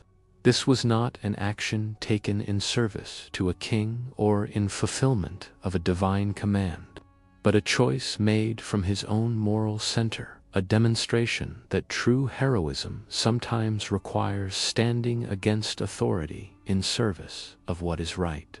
The consequences of this act would ripple through the divine realm, earning him both the grudging respect of his father Zeus and the continued enmity of those gods who saw his intervention as an unacceptable challenge to divine authority. Yet for Hercules himself, the liberation of Prometheus marked a crucial step in his journey from servant to true hero, from one who followed commands to one who acted from inner conviction. His travels brought him into contact with the Amazons again, though these encounters were far different from the tragic battle he had fought to obtain Hippolyta's belt. Among these warrior women, he found both conflict and unexpected friendship, discovering that his reputation as the slayer of their queen was balanced by admiration for his strength and respect for his evolved understanding of honor in combat. The relationships he formed during these wandering years were complex and often bittersweet, for his divine nature and legendary status created barriers that even genuine affection could not always overcome. Mortals, who might have become true friends, found themselves overawed by his presence, while those of divine blood often saw him as either a threat to their authority or a tool to be used for their own purposes. In the courts of various kings, Hercules found himself serving as champion in service of justice, becoming a figure that common people could trust to protect them from oppression and defend them against forces beyond their ability to resist. Yet these years of wandering were also marked by moments of profound loneliness, for the very qualities that made him a hero also isolated him from the simple pleasures that other mortals took for granted. He could not settle in one place for long, could not form lasting relationships with those who might be endangered by association with him, could not enjoy the peaceful domestic life that his heart sometimes yearned to experience. The battles he fought during these years became the stuff of legend themselves, each conflict adding new layers to a reputation that had already grown beyond the boundaries of any single nation or people. He battled giants in the far north, where the aurora borealis painted the sky in colors that existed nowhere else in the mortal realm, wrestling with creatures whose bones would become the foundations of mountains and whose blood would freeze into glaciers that would endure for millennia. In the burning deserts of the far south, he encountered sphinx-like creatures whose riddles were as dangerous as their claws. Beings of such ancient wisdom that they remembered the first days of the world, when gods and mortals shared the same earth under the same sky. These contests of wit and wisdom tested aspects of his character that physical strength alone could never develop, teaching him that true heroism required not just courage and power, but intelligence and understanding. The islands of the Western Sea, where the sun died each day in waters that stretched to the edge of existence itself, provided him with adventures that blended the wonderful and the terrible in equal measure. There he encountered sirens whose songs could drive men mad with longing cyclops, who forged weapons for the gods themselves, and nymphs whose beauty was both blessing and curse to those mortals fortunate or unfortunate enough to win their attention.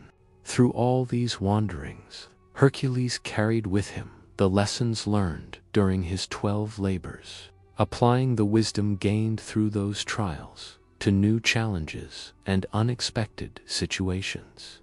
The man who had once relied solely on strength had learned to value cunning.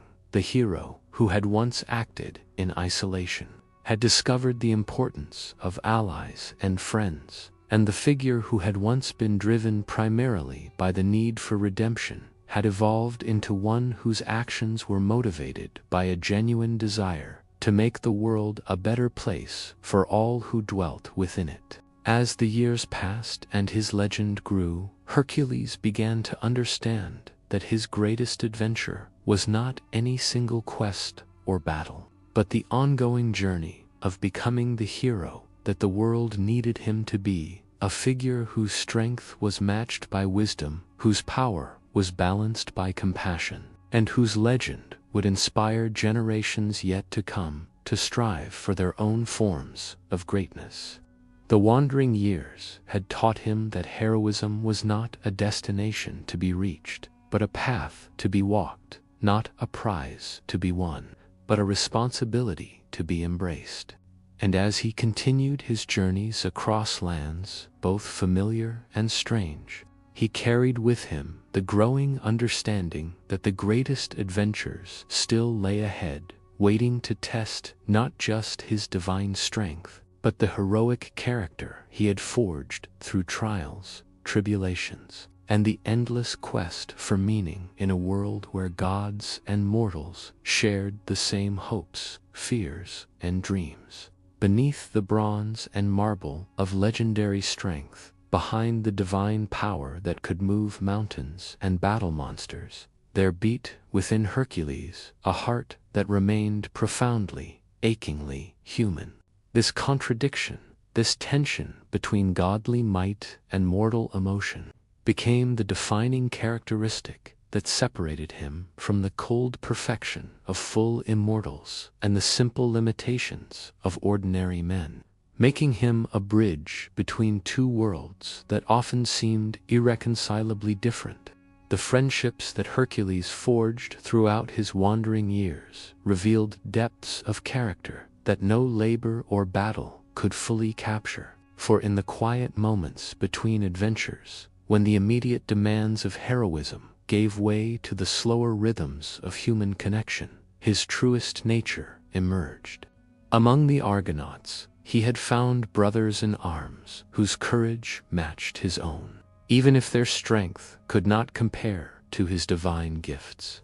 And these relationships taught him that valor comes in many forms, that heroism is not measured solely by the ability to lift impossible weights or slay legendary monsters. Jason, leader of the Argonauts and seeker of the Golden Fleece, became perhaps the closest thing to a true friend that Hercules would ever know. Their relationship built on mutual respect and shared understanding of the burdens that come with legendary status. In Jason's presence, Hercules could set aside his role as the strongest man who ever lived and simply be a companion, a fellow adventurer whose counsel was valued not for his divine heritage, but for the wisdom earned through countless trials and tribulations. Their conversations during the long nights at sea, when the ship rocked gently on waters that reflected stars like scattered diamonds, revealed a side of Hercules that few mortals ever witnessed. The thoughtful, sometimes melancholy figure who questioned the meaning of his own existence and wondered whether strength, the bond between them, was tested. When Hercules, driven by the divine nature that made it impossible for him to ignore calls for help, left the Argo temporarily to aid his companion, Hylas, who had been spirited away by water nymphs, enchanted by the young man's beauty.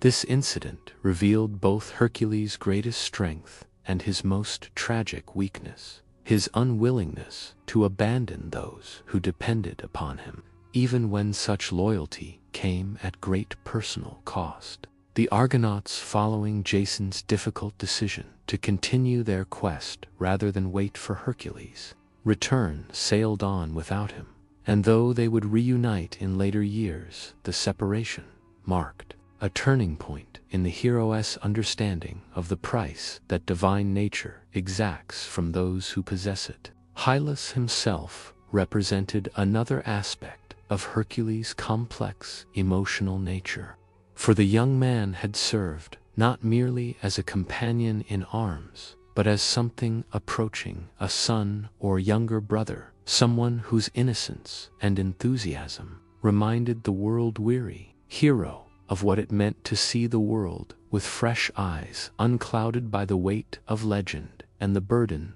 of impossible expectations.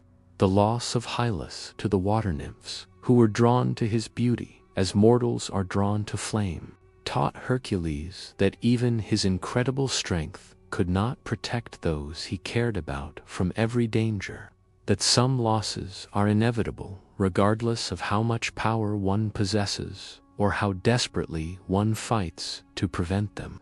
The romantic relationships that entered Hercules' life during his wandering years were marked by the same complexity and tragedy that seemed to define all his human connections. For how could any mortal woman truly understand the nature of one whose strength was legendary and whose destiny was written in the stars themselves?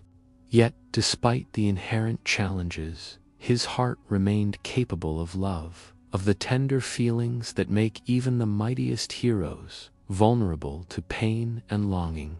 Deianira would eventually become his wife, but before her there were others whose names have been lost to history, women whose beauty or wisdom or courage caught the attention of a heart that yearned for the simple happiness that seemed always to hover just beyond his reach. Each relationship taught him something new about the nature of love and loss, about the delicate balance between protecting those he cared about and allowing them the freedom to live their own lives according to their own choices. The Princess Aeole, daughter of King Eurytus, became the source of both profound joy and ultimate tragedy in Hercules' later years. Their love story a testament to the power of genuine affection to transcend differences in station and circumstance, yet also a demonstration of how even the purest emotions can become corrupted by jealousy, misunderstanding, and the interference of those who seek to use love as a weapon against the beloved. Their courtship was marked by contests and challenges that seemed drawn from the pages of romance itself, for King Eurytus had decreed that any man who could defeat him and his sons in archery would win his daughter's hand in marriage. Hercules, whose skill with the bow was legendary even among divine archers, easily won the contest. Yet the king, fearing the hero's reputation for violence and tragedy, refused to honor his promise. This betrayal would have consequences that echoed through the years, eventually contributing to the chain of events that would lead to Hercules' own destruction. Yet, perhaps the most revealing aspect of Hercules' character was his relationship with ordinary people, the common folk who looked upon him with mixtures of awe, gratitude, and fear, never quite certain whether his presence represented salvation or potential disaster. In their eyes, he could see reflected his own complex nature, the divine strength that could protect them from any threat, paired with the tragic history that reminded them that even heroes could bring destruction to those they sought to protect. The children who gathered around him when he visited villages and towns during his travels saw him with the clarity that only innocence can provide, recognizing beneath the legendary exterior a gentleness that adults often missed, sensing the profound sadness that he carried like an invisible weight upon his massive shoulders. Their laughter and uninhibited affection provided him with moments of pure joy that no victory in battle or completion of impossible tasks could match, reminding him that heroism was ultimately about serving others, about using one's gifts to make the world a safer and happier place for those who could not protect themselves. The elderly, those whose long lives had given them wisdom about the nature of suffering and redemption, often approached him with an understanding that transcended his reputation, seeing in his eyes the pain of one who had lost much and struggled to find meaning in the continuation of existence. Their quiet words of encouragement, their simple acceptance of his flawed humanity, provided him with a kind of comfort that no amount of divine approval could equal. Even his relationship with his divine father Zeus was complicated by his fundamentally human nature. For while he possessed the blood of the king of gods, his heart remained capable of the doubts, fears, and longings that were foreign to the Olympian realm. Zeus, for all his power and wisdom, sometimes struggled to understand a son who valued mortal friendship over divine favor, who would risk divine displeasure to show mercy to the suffering, who carried guilt and regret as if they were physical weights that even his supernatural strength could not lift from his shoulders. The prayers that Hercules offered to his divine father during moments of particular difficulty revealed the depth of his inner struggle, the ongoing tension between the heroic duties that his reputation demanded and the human desires that his heart could never fully abandon. In these private moments of communication with the divine realm, he revealed a vulnerability that the public persona of the mighty hero could never acknowledge, a need for guidance and understanding that transcended the simple desire for strength or victory. The servants and companions who traveled with him during his various adventures came to know a side of Hercules that legends could never capture. The man who worried about their safety more than his own, who shared his food when supplies ran low, who listened to their problems with the patience of one who understood that every person's struggles, however small they might seem in comparison to battling monsters and completing impossible labors, were important and deserving of respect and attention. His famous temper, which had been both blessing and curse throughout his life, revealed itself most often when he witnessed injustice or cruelty directed toward those who could not defend themselves. Dignity, but by the sight of the powerful oppressing the weak, the cruel tormenting the innocent, the prideful humiliating those whose only crime was their inability to fight back. As the years of wandering continued and his legend grew ever larger, Hercules began to understand that his greatest challenge was not any external enemy or impossible task, but the ongoing struggle to remain human in the face of treatment that constantly reminded him of his divine nature, to maintain compassion in a world that often demanded strength, to preserve the capacity for love in a life that had known far too much loss and tragedy. The man who emerged from these years of growth and self-discovery was more complex and more genuinely heroic than the figure who had completed the 12 labors. For he had learned that true strength lies not in the ability to overcome any obstacle, but in the wisdom to know when to fight and when to show mercy, when to stand firm and when to bend, when to lead and when to follow the guidance of those whose understanding exceeded his own. In the golden years following his liberation from the 12 labors, when Hercules had achieved a measure of peace with his divine nature and found purpose in his wandering, heroic's fate wove into his path a love that would prove both the greatest joy and the ultimate destruction of his mortal existence. Her name was Deianira, daughter of King Aeneas of Caladan,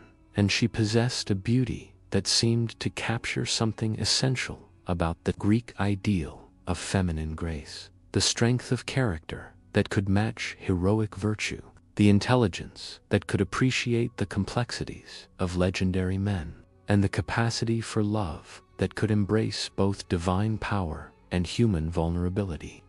Their first meeting occurred during the celebration of the Caledonian Boar Hunt, that legendary gathering of heroes who had come to face the monstrous creature that Artemis had sent to ravage the land in punishment for King Aeneas' failure to honor her properly. Among the assembled heroes, including Theseus, Jason, and the huntress Atalanta, Hercules stood out not merely for his incredible strength, but for the wisdom and restraint he had developed through his trials, the mature heroism that had evolved from the raw power of his younger years. Deianira was not merely a passive observer of these heroic proceedings, but an active participant in the life of her father's court, her opinions valued by warriors and counselors alike, her presence bringing a kind of civilized grace to gatherings that might otherwise have devolved into contests of masculine pride and competitive boasting. Throughout the Mediterranean world, but the thoughtful, sometimes melancholy figure whose eyes held depths that spoke of experiences beyond the comprehension of ordinary mortals. Their courtship unfolded against the backdrop of heroic adventure and royal celebration. Yet it was marked by moments of surprising intimacy and genuine connection that transcended the often. Who could appreciate the burdens he carried without being overwhelmed by them? Who could offer the companionship of an equal rather than the worship of an inferior?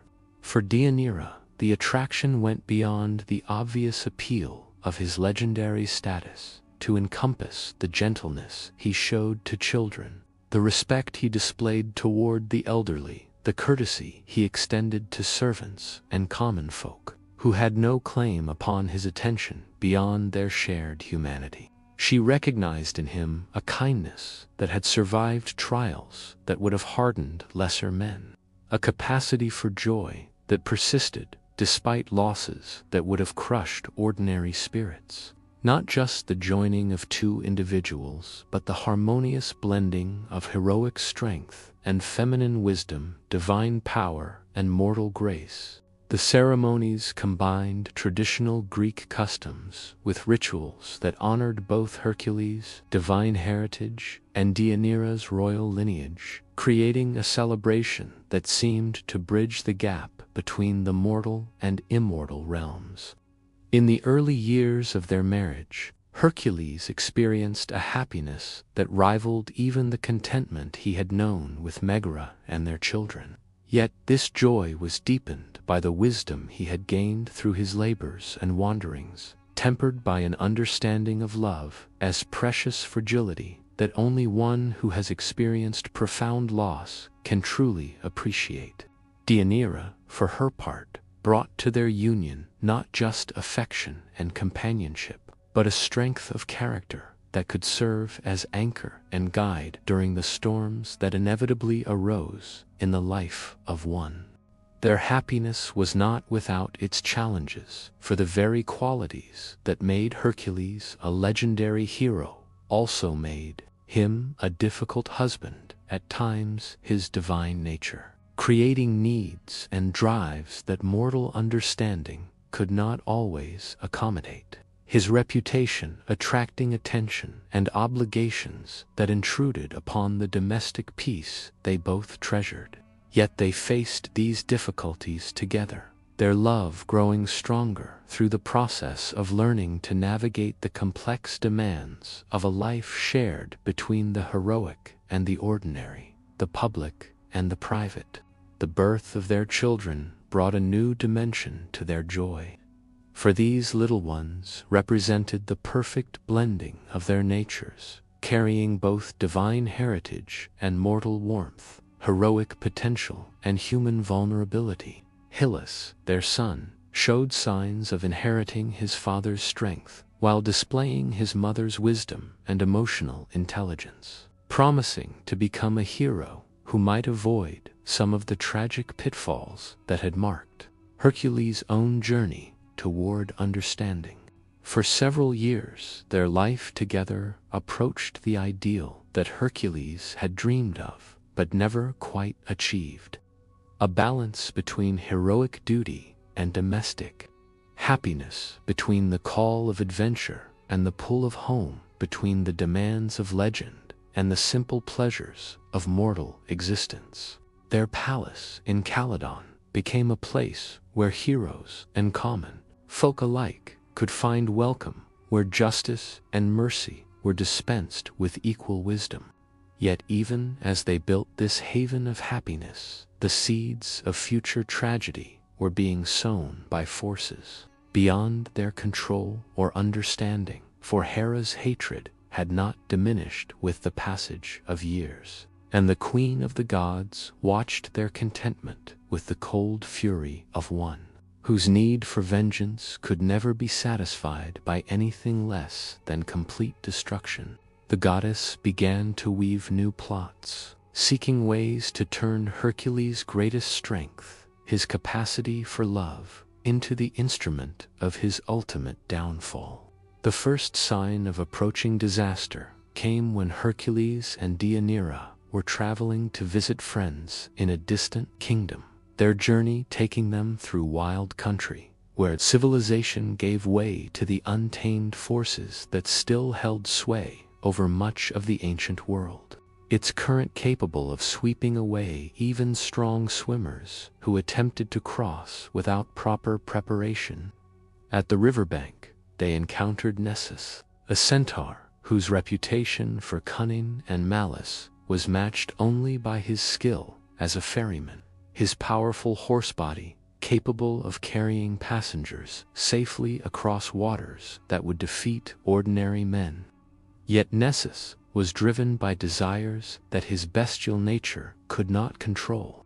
The centaur offered to carry Deianira across the river, while Hercules swam alongside them, his divine strength more than sufficient to overcome the rushing current. Yet once he had Deianira upon his back and had reached the middle of the stream where the water was deepest and most turbulent, Nessus revealed his true intentions, attempting to carry her away to satisfy his animal desires, believing that even Hercules' strength would be insufficient to pursue them across the treacherous waters. The fury that exploded from Hercules at this betrayal was unlike anything he had experienced since the madness that had claimed his first family. Yet this rage was different, focused, and controlled the righteous anger of one whose most precious treasure was being threatened by evil that deserved no mercy or consideration.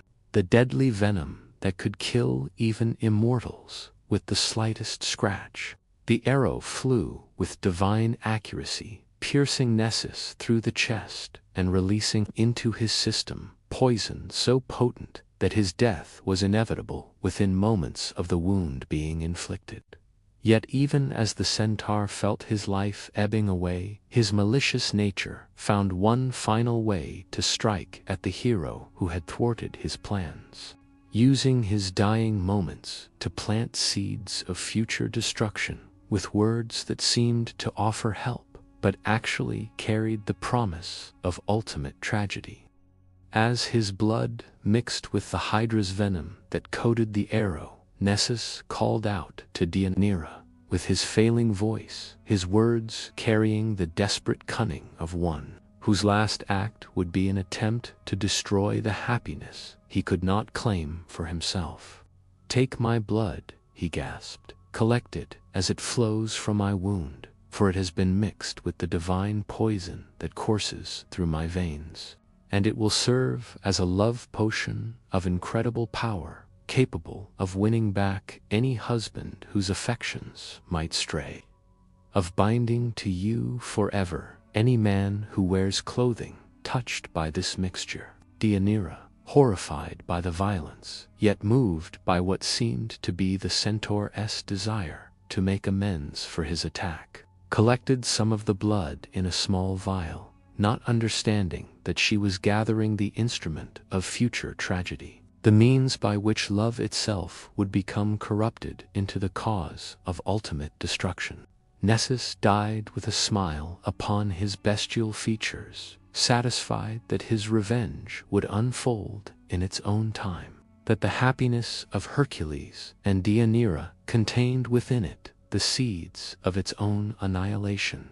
For years afterward, their marriage continued to flourish, unmarked by any sign of the doom that awaited them, the vial of centaur's blood hidden away and forgotten among Deianira's possessions, like a sleeping serpent waiting for the moment to strike. Their love deepened with the passage of time, strengthened by shared experiences and mutual support through the various challenges that arose in their life. Together, their bond seemingly unbreakable, and their happiness apparently secure against any threat that might arise from external sources. Yet, as Hercules' reputation continued to grow and his heroic exploits took him to ever more distant lands, the worry that his divine nature might ultimately prove incompatible with the demands of mortal marriage and domestic happiness. These fears were fed by the constant stream of stories that reached her ears, tales of her husband's adventures that often included encounters with beautiful princesses, divine nymphs, and warrior women whose courage and exotic nature might appeal to one whose own life was filled with extraordinary experiences and supernatural challenges.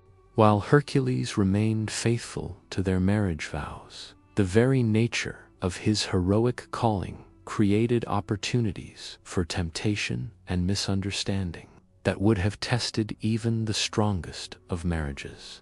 The final crisis came when word reached Deianira that Hercules had fallen in love with Iole, daughter of King Eurytus, the same princess whose hand he had won years earlier through his skill in archery, only to be denied his prize by a king who feared the hero's reputation for bringing tragedy to those he loved.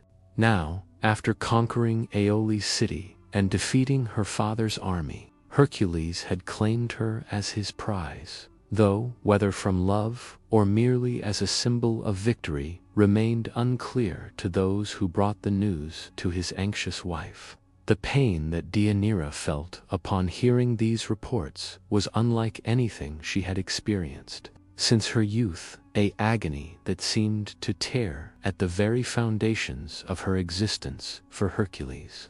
The thought of losing him to another, the supposed love potion that the dying centaur had promised, would bind any man forever to the woman who used it, and in her desperation and fear, the robe she wove for Hercules was a masterpiece of feminine craftsmanship, its fabric the finest wool, and silk its colors, the deep purple and gold that befitted a hero of his stature, its design incorporating symbols of their love and shared experiences that made it a garment worthy of the strongest man who ever lived.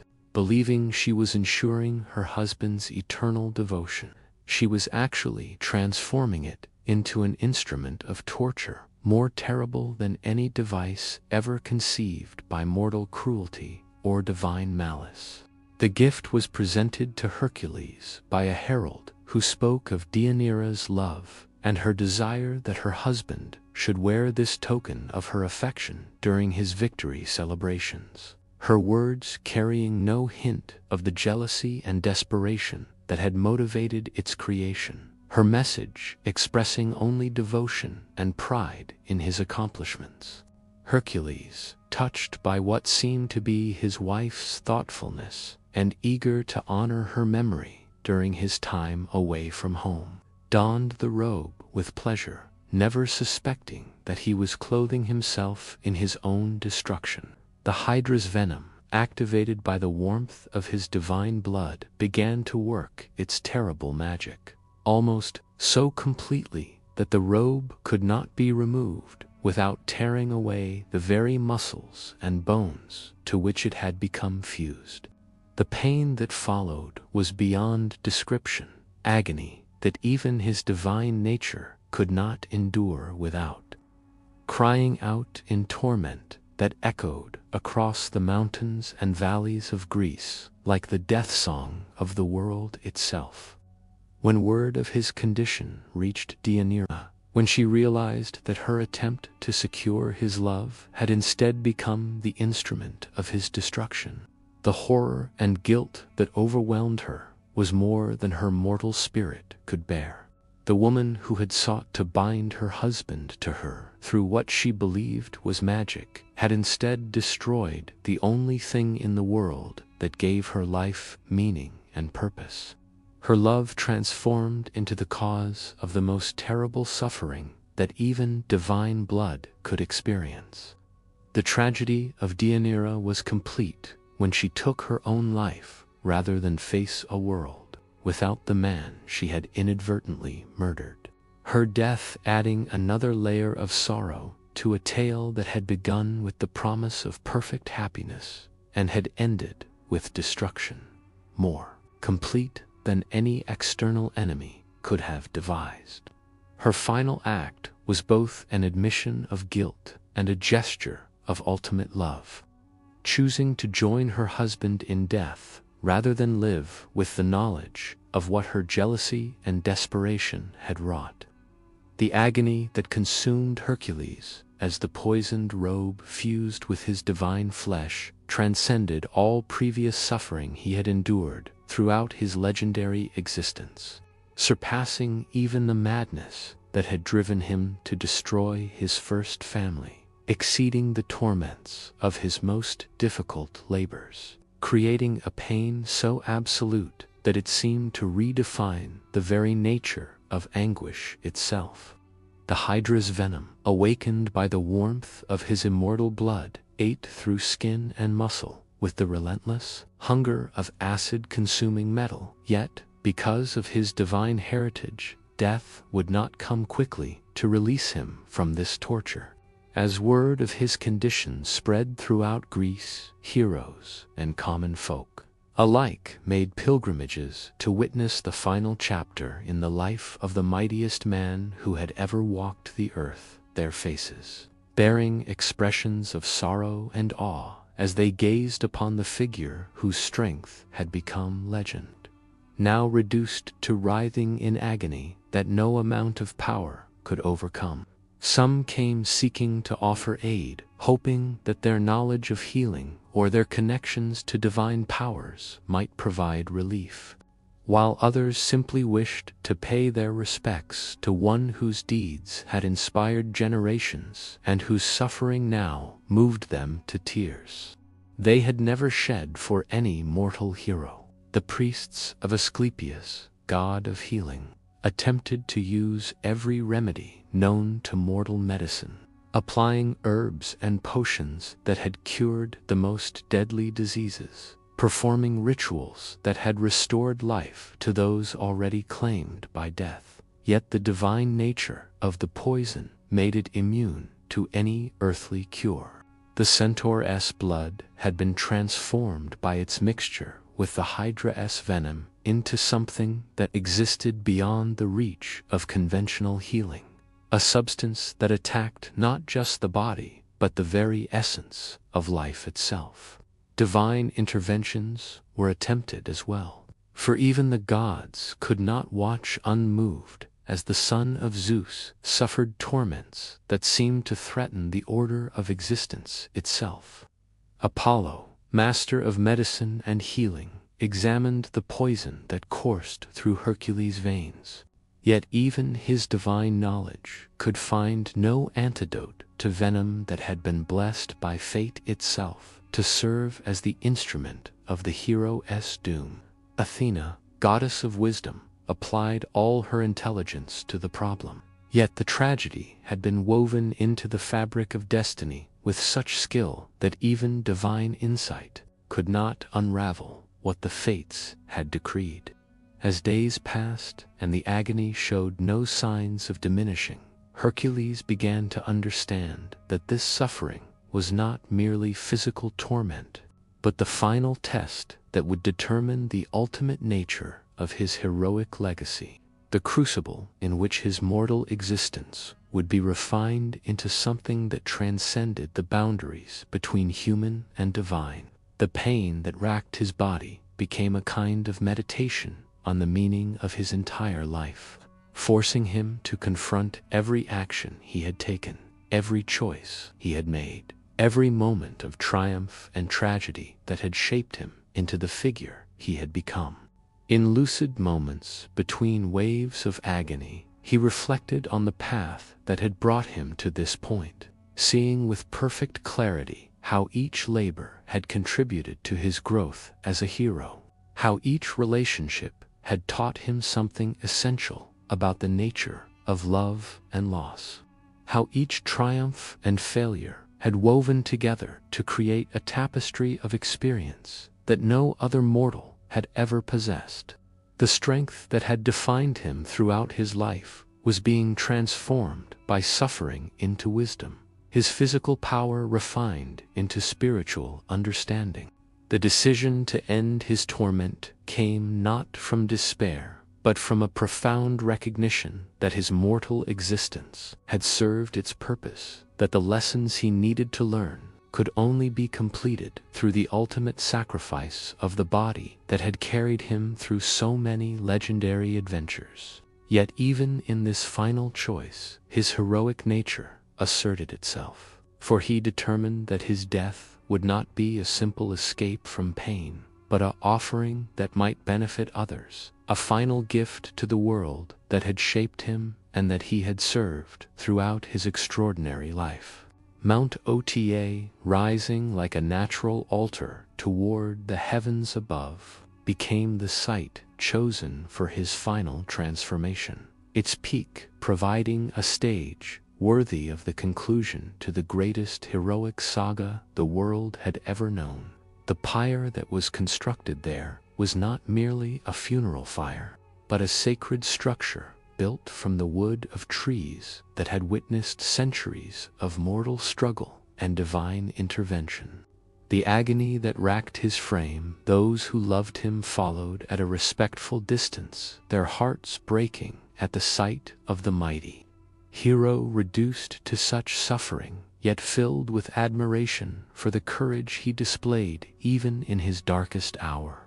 Hylas, his son, with Deianira, walked closest to his father, offering what support he could while struggling to understand how the man who had seemed invincible throughout his youth could be brought so low by a gift meant to express love. The construction of the pyre became a ritual of remembrance, each piece of wood carrying the weight of memory and meaning, every aspect of its design reflecting the careful thought that Hercules applied to this final heroic act.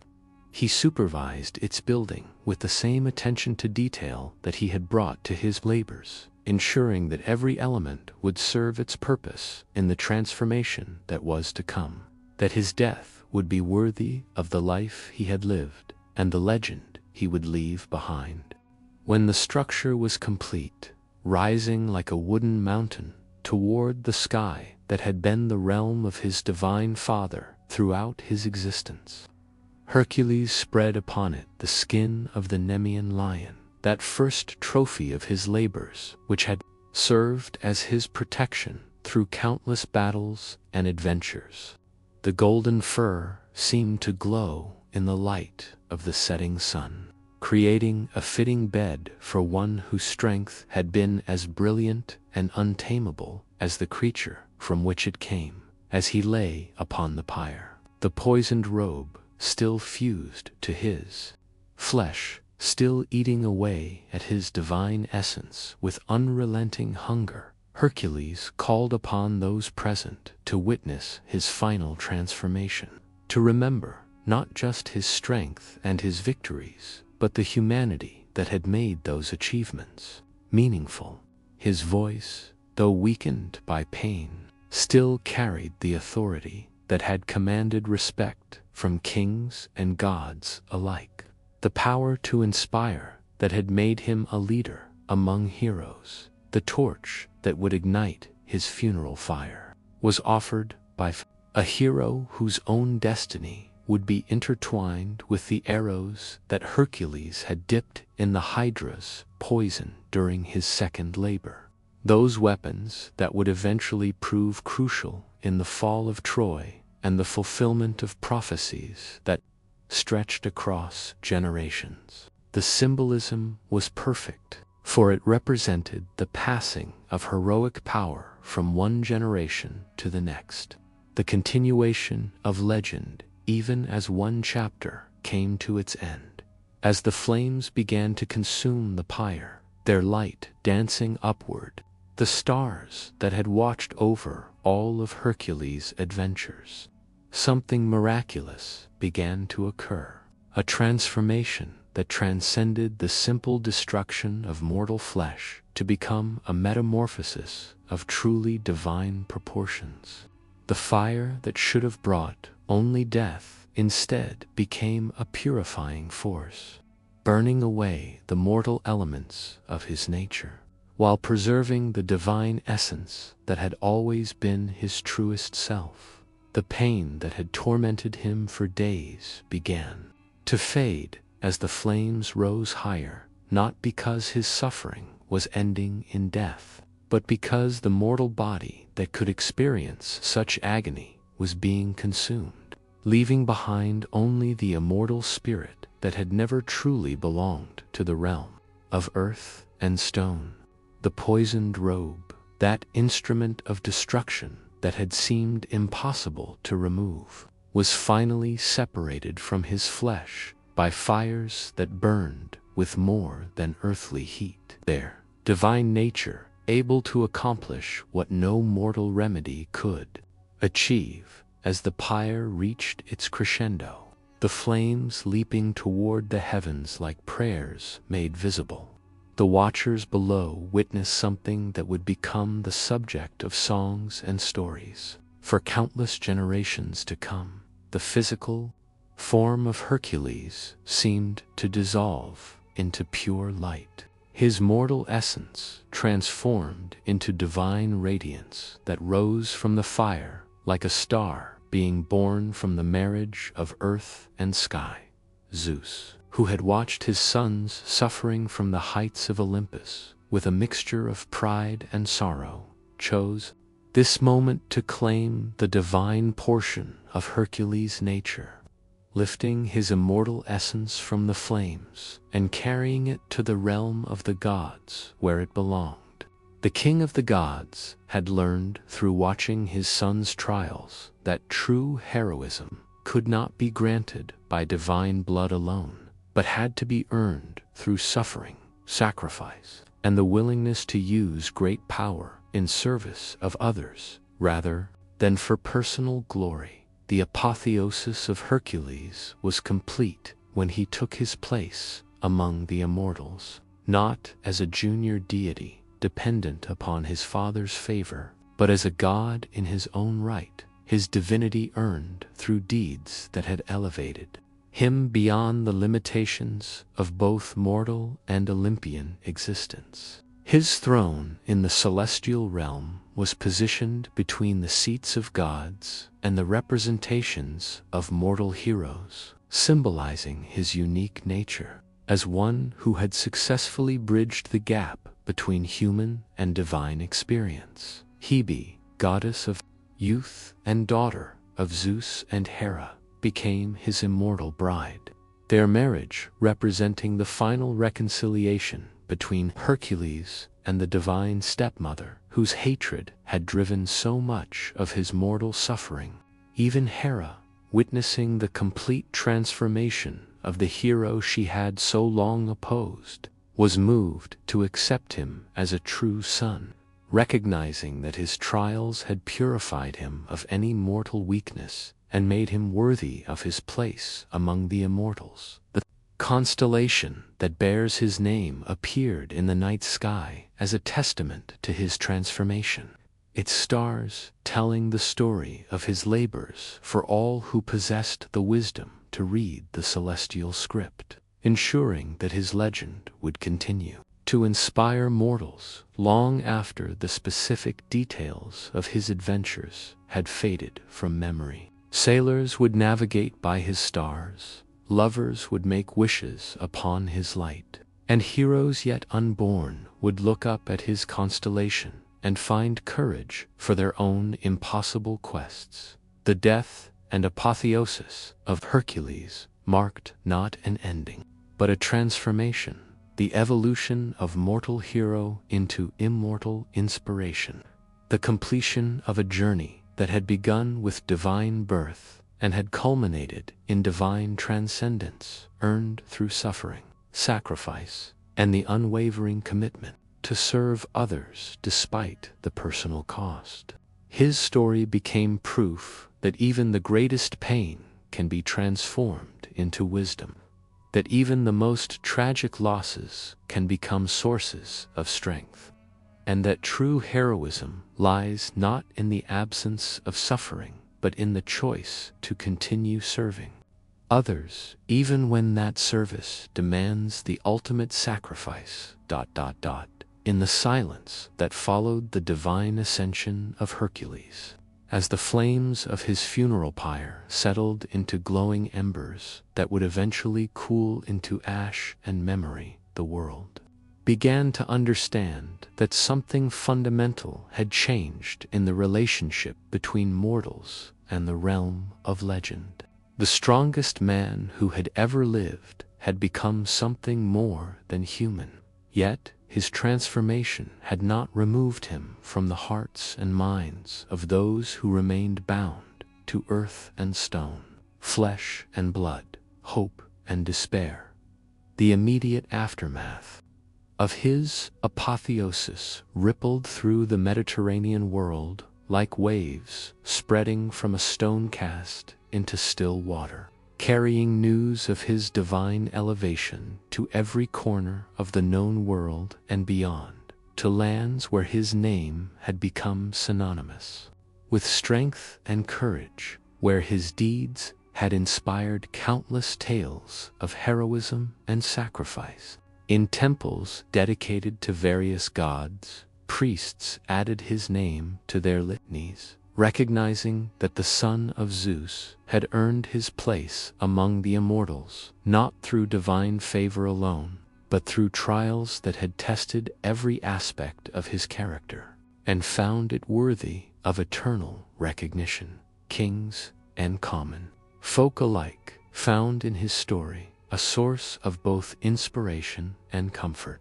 For his legend proved that even the mightiest could suffer, even the strongest could fall, yet through perseverance and the willingness to serve others, even the most tragic circumstances could be transformed into something meaningful and lasting.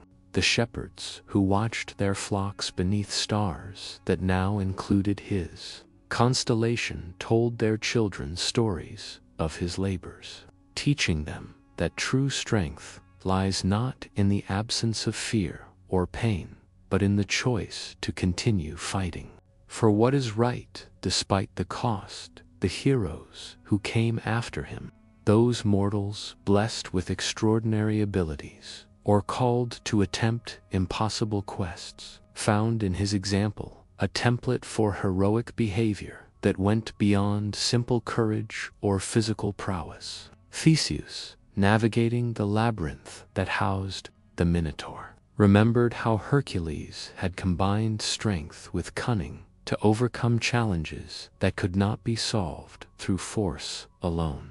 Perseus, seeking to slay Medusa, drew inspiration from the hero who had learned to face monsters that seemed invincible yet possessed hidden vulnerabilities that intelligence and determination could exploit. The temples erected in his honor became places where the strong came to pray for wisdom in the use of their gifts, where the weak sought courage to face challenges that seemed beyond their abilities, where all who struggled with the burden of impossible expectations could find understanding and hope. The priests who served in these sanctuaries often spoke of the paradox at the heart of his legend, that the man who possessed the greatest physical strength the world had ever known had found his truest victories not in feats of might, but in moments of mercy, understanding, and sacrifice. The 12 labors became more than historical events or mythological tales, evolving into symbolic representations of the challenges that every human life must face in some form or another. The Nemean Lion represented the enemies that seem invincible until the right approach is discovered. The Lernian Hydra symbolized the problems that multiply when attacked directly but can be overcome through patience and cooperation. The golden Hind embodied the truth that some things are more valuable when pursued with respect rather than claimed through force. Scholars and philosophers in later generations would debate the meaning of his story, finding in his trials reflections of the human condition itself, the eternal struggle between divine aspirations and mortal limitations, between the desire for greatness and the need for humility, between the call to individual achievement and the responsibility to serve the common good. His transformation from a hero defined by strength alone into one whose power was balanced by wisdom became a template for understanding how suffering could be transformed into growth, how tragedy could become the foundation for transcendence. The artistic representations of his deeds, carved in marble, painted on pottery, woven into tapestries that would survive for millennia, captured not just the external drama of his adventures, but the internal transformation that made those adventures meaningful. Sculptors learned to show in his face not just the confidence of incredible strength, but the compassion that had been earned through loss, the wisdom that had been purchased with pain, the peace that had been achieved through accepting responsibility for the consequences of his actions. The women of Greece and beyond found in his story lessons about the nature of love and loss, about the price of jealousy and the power of forgiveness, about the way that even the strongest relationships could be destroyed by misunderstanding and fear. Deianira's tragedy became a cautionary tale about the dangers of attempting to bind love through deception, while her genuine affection for her husband provided an example of the kind of partnership that could inspire even legendary heroes to achieve their greatest potential. Children growing up in the centuries that followed learned his name among their first words, not because his strength made him fearsome, but because his story taught them that heroes were not perfect beings who never failed or suffered, but individuals who chose to continue trying to do good even when their efforts led to pain, loss, and disappointment. His willingness to accept servitude to Eurystheus became a lesson in humility. His friendship with lesser heroes, an example of loyalty. His protection of the innocent, a demonstration of how power should be used. The Romans, when they conquered the Greek world and absorbed its legends into their own culture, renamed him Hercules and made him a patron of strength and determination. His image appearing on coins and monuments, his story adapted to reflect Roman values of duty, service, and the willingness to sacrifice for the good of the state.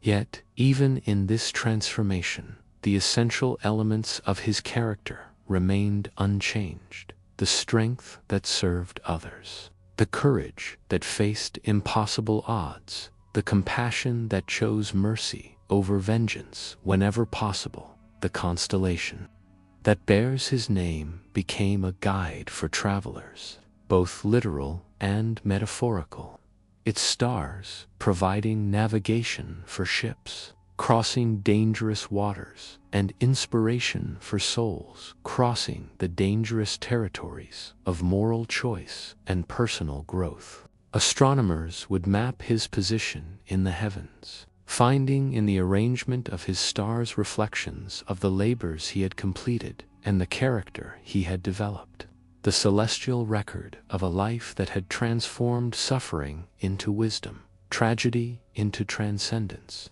The mystery cults that developed around his worship offered initiates the promise that they too could undergo transformation, that through trials willingly accepted and burdens faithfully borne, they could achieve a kind of personal apotheosis, not necessarily becoming gods themselves, but discovering within themselves the divine spark that connected all conscious beings to the eternal realm of meaning and purpose. These ceremonies often included symbolic reenactments of his labors, ritual challenges that allowed participants to experience in miniature the kinds of trials that had shaped the hero's character. The philosophers of later ages, from the Stoics, who saw in him an example of virtue triumphing over circumstances, to the Christians who found in his willing sacrifice echoes of their own Savior's story, to the Renaissance thinkers who used his tale to explore the relationship between human potential and divine grace, discovered in his legend, a richness of meaning that could support countless different interpretations, while never losing its essential power to inspire and instruct. The legacy he left was not just one of individual achievement, but of a new understanding of what heroism could mean, an expansion of the concept beyond simple strength or courage to include wisdom, compassion, sacrifice, and the willingness to continue serving others, even when such service demanded everything that could be given. His story became proof that legends are not created by single moments of glory, but by lifetimes of choices that consistently place the welfare of others above personal comfort or safety. In the modern world, where the specific details of his adventures may seem like ancient superstition, the essential truth of his story continues to resonate.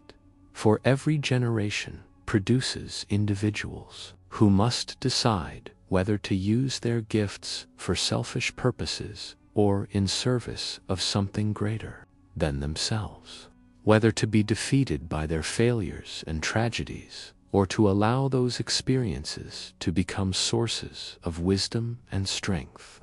The constellation of Hercules still wheels across the night sky, its stars unchanged by the millennia that have passed since his mortal form was consumed by divine fire. An eternal reminder that true strength lies not in the absence of suffering, but in the transformation of that suffering into service. That the greatest heroes are not those who never fail, but those who rise from their failures with greater wisdom and renewed determination to protect and serve those who need protection and service. His legend endures because it speaks to the deepest longings of the human heart, the desire to matter, to make a difference, to transform pain into purpose, to leave the world better than we found it, and perhaps, if we are very fortunate and very faithful to our highest calling, to touch something eternal that will outlast our mortal frame and continue inspiring others long after our individual story has ended. Just as his story continues to inspire, just as his stars continue to shine, just as his example continues to call to all who would be heroes in their own time, in their own way, with their own unique combination of strength and wisdom, power and compassion, divine gift and human heart.